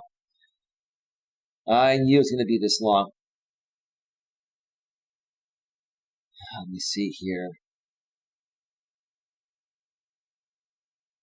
American Dream 1.5, I'm scared, I don't want to die old and alone or old and in a lifeless marriage either. I need Coach Eli's perspective on how to change that. Well, bro, we'll keep on moving forward, bro. We'll keep on moving forward. And, if we get a chance to talk later tonight, we'll talk more about that tonight and some other things too. Keep your head up, bro. Listen, I'm a single man too. I'm not letting it get to me. Yeah, do I crave the love and attention of a woman? Sure. I'm not going to lie. It doesn't make me less of a man to want that. But, time and patience and a little luck, and with a little luck, which is what I'm trying to say, we'll make it happen. The right person will come around when the time is right. American Dream with the $1.99 super sticker. Thanks again, brother, for the $1.99 super sticker that says new. Thank you, dude. Moonshot says getting married is way easier than getting divorced was. No kidding. No kidding, Moonchild. American Dream 1.5 says, have you gone through divorce, Moonchild? I'm just curious. She has. Yes, with 2 children and a no contact order at that time, a restraining order. American Dream 1.5 says, I had one divorce, but I was only married to her for 7 years. We had kids together, and her and I stayed friends. How old are your kids, Dream? And where are your kids today? American Dream 1.5, I had a pleasant separation with her and we both moved on. That's good. It's great when it's a civil separation. That's the way it should be. Moonchild says, then during it, he got arrested in another state with drugs. Okay. American Dream 1.5, but this wife is very needy and clingy and codependent. I need Coach Eli's advice on what to do. Dude, listen, you got to stop hanging around her, bro. The only way she's going to get over you is by you not being around. And if it gets to the point of where she's stalking you and not letting you move on, then you may have to get, a restraining order on her, a civil harassment order on her, bro. Look, there are a lot of women like that. What's really turning you off about her is, her being clingy, codependent, and, very needy. Now, all of those things are biologically somewhat normal for women to a certain level, but it sounds like your wife or ex-wife to be is extremely needy, extremely clingy, and probably extremely insecure as well too, beyond the normal level of women being insecure biologically. So yeah, dude, listen, you got to separate yourself from her. You can't talk with her. You can't hang out with her. You can't depend on her when you're not feeling well to take care of you. Dude, the more you do that, it's just like still being with her, bro. And it's going to take her longer to get over you, bro. You got to let it go. Unless you don't want to.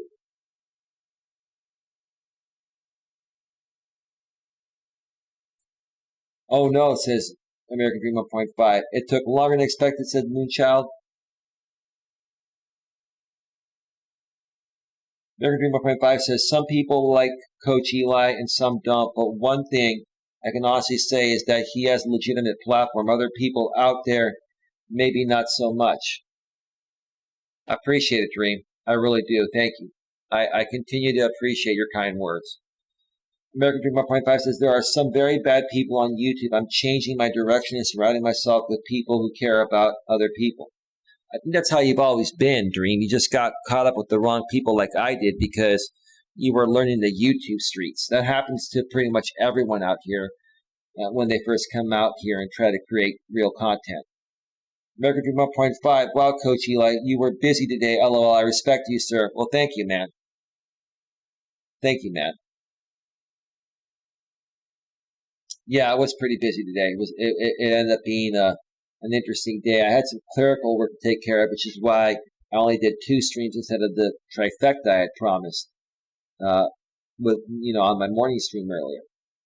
American Dream 1.5 says, absolutely, I'll text you in a little bit. Sounds good. Moonchild says, positive vibes to you, Dream. American Dream 1.5 says, 20 and 24. One son lives with his mom, and my other son living with my mom. Okay. How come you don't have any of your kids? Did you not get custody of them, Dream? Or did they just want to live with that? Oh, well, actually, Dream, these kids are over 18. So, what am I saying? That wouldn't make sense. But, do they visit you, man? Do you still have a good relationship with them? Exactly, Coach Eli says, Dream.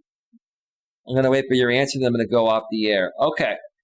One person left on Facebook. Nothing else happening in the comments section of Facebook.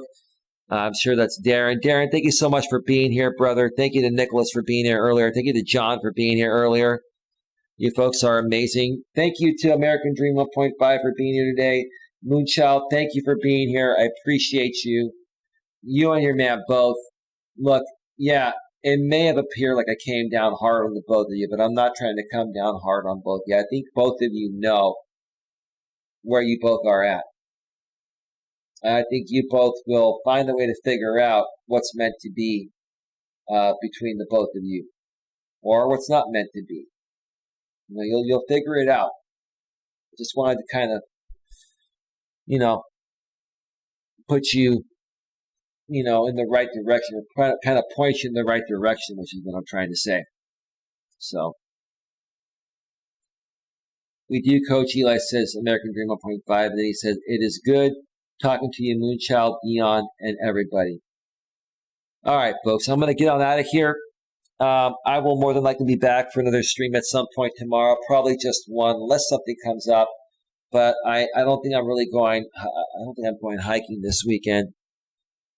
It could change, but I doubt it. I'll be back for a stream at some point tomorrow. It'll probably be in the afternoon or early evening. And if I don't do one, I will post on my community tab and let you folks know. My community tab on YouTube. All right, folks, with that being said, have yourselves a great night, and I'll see you all. Whoa, I forgot to switch screens to full screen. There we go. I was on the browser screen for a while. Now I'm back to full screen. So now, have yourselves a great night, and I'll see you all next time. Take care. Bye-bye.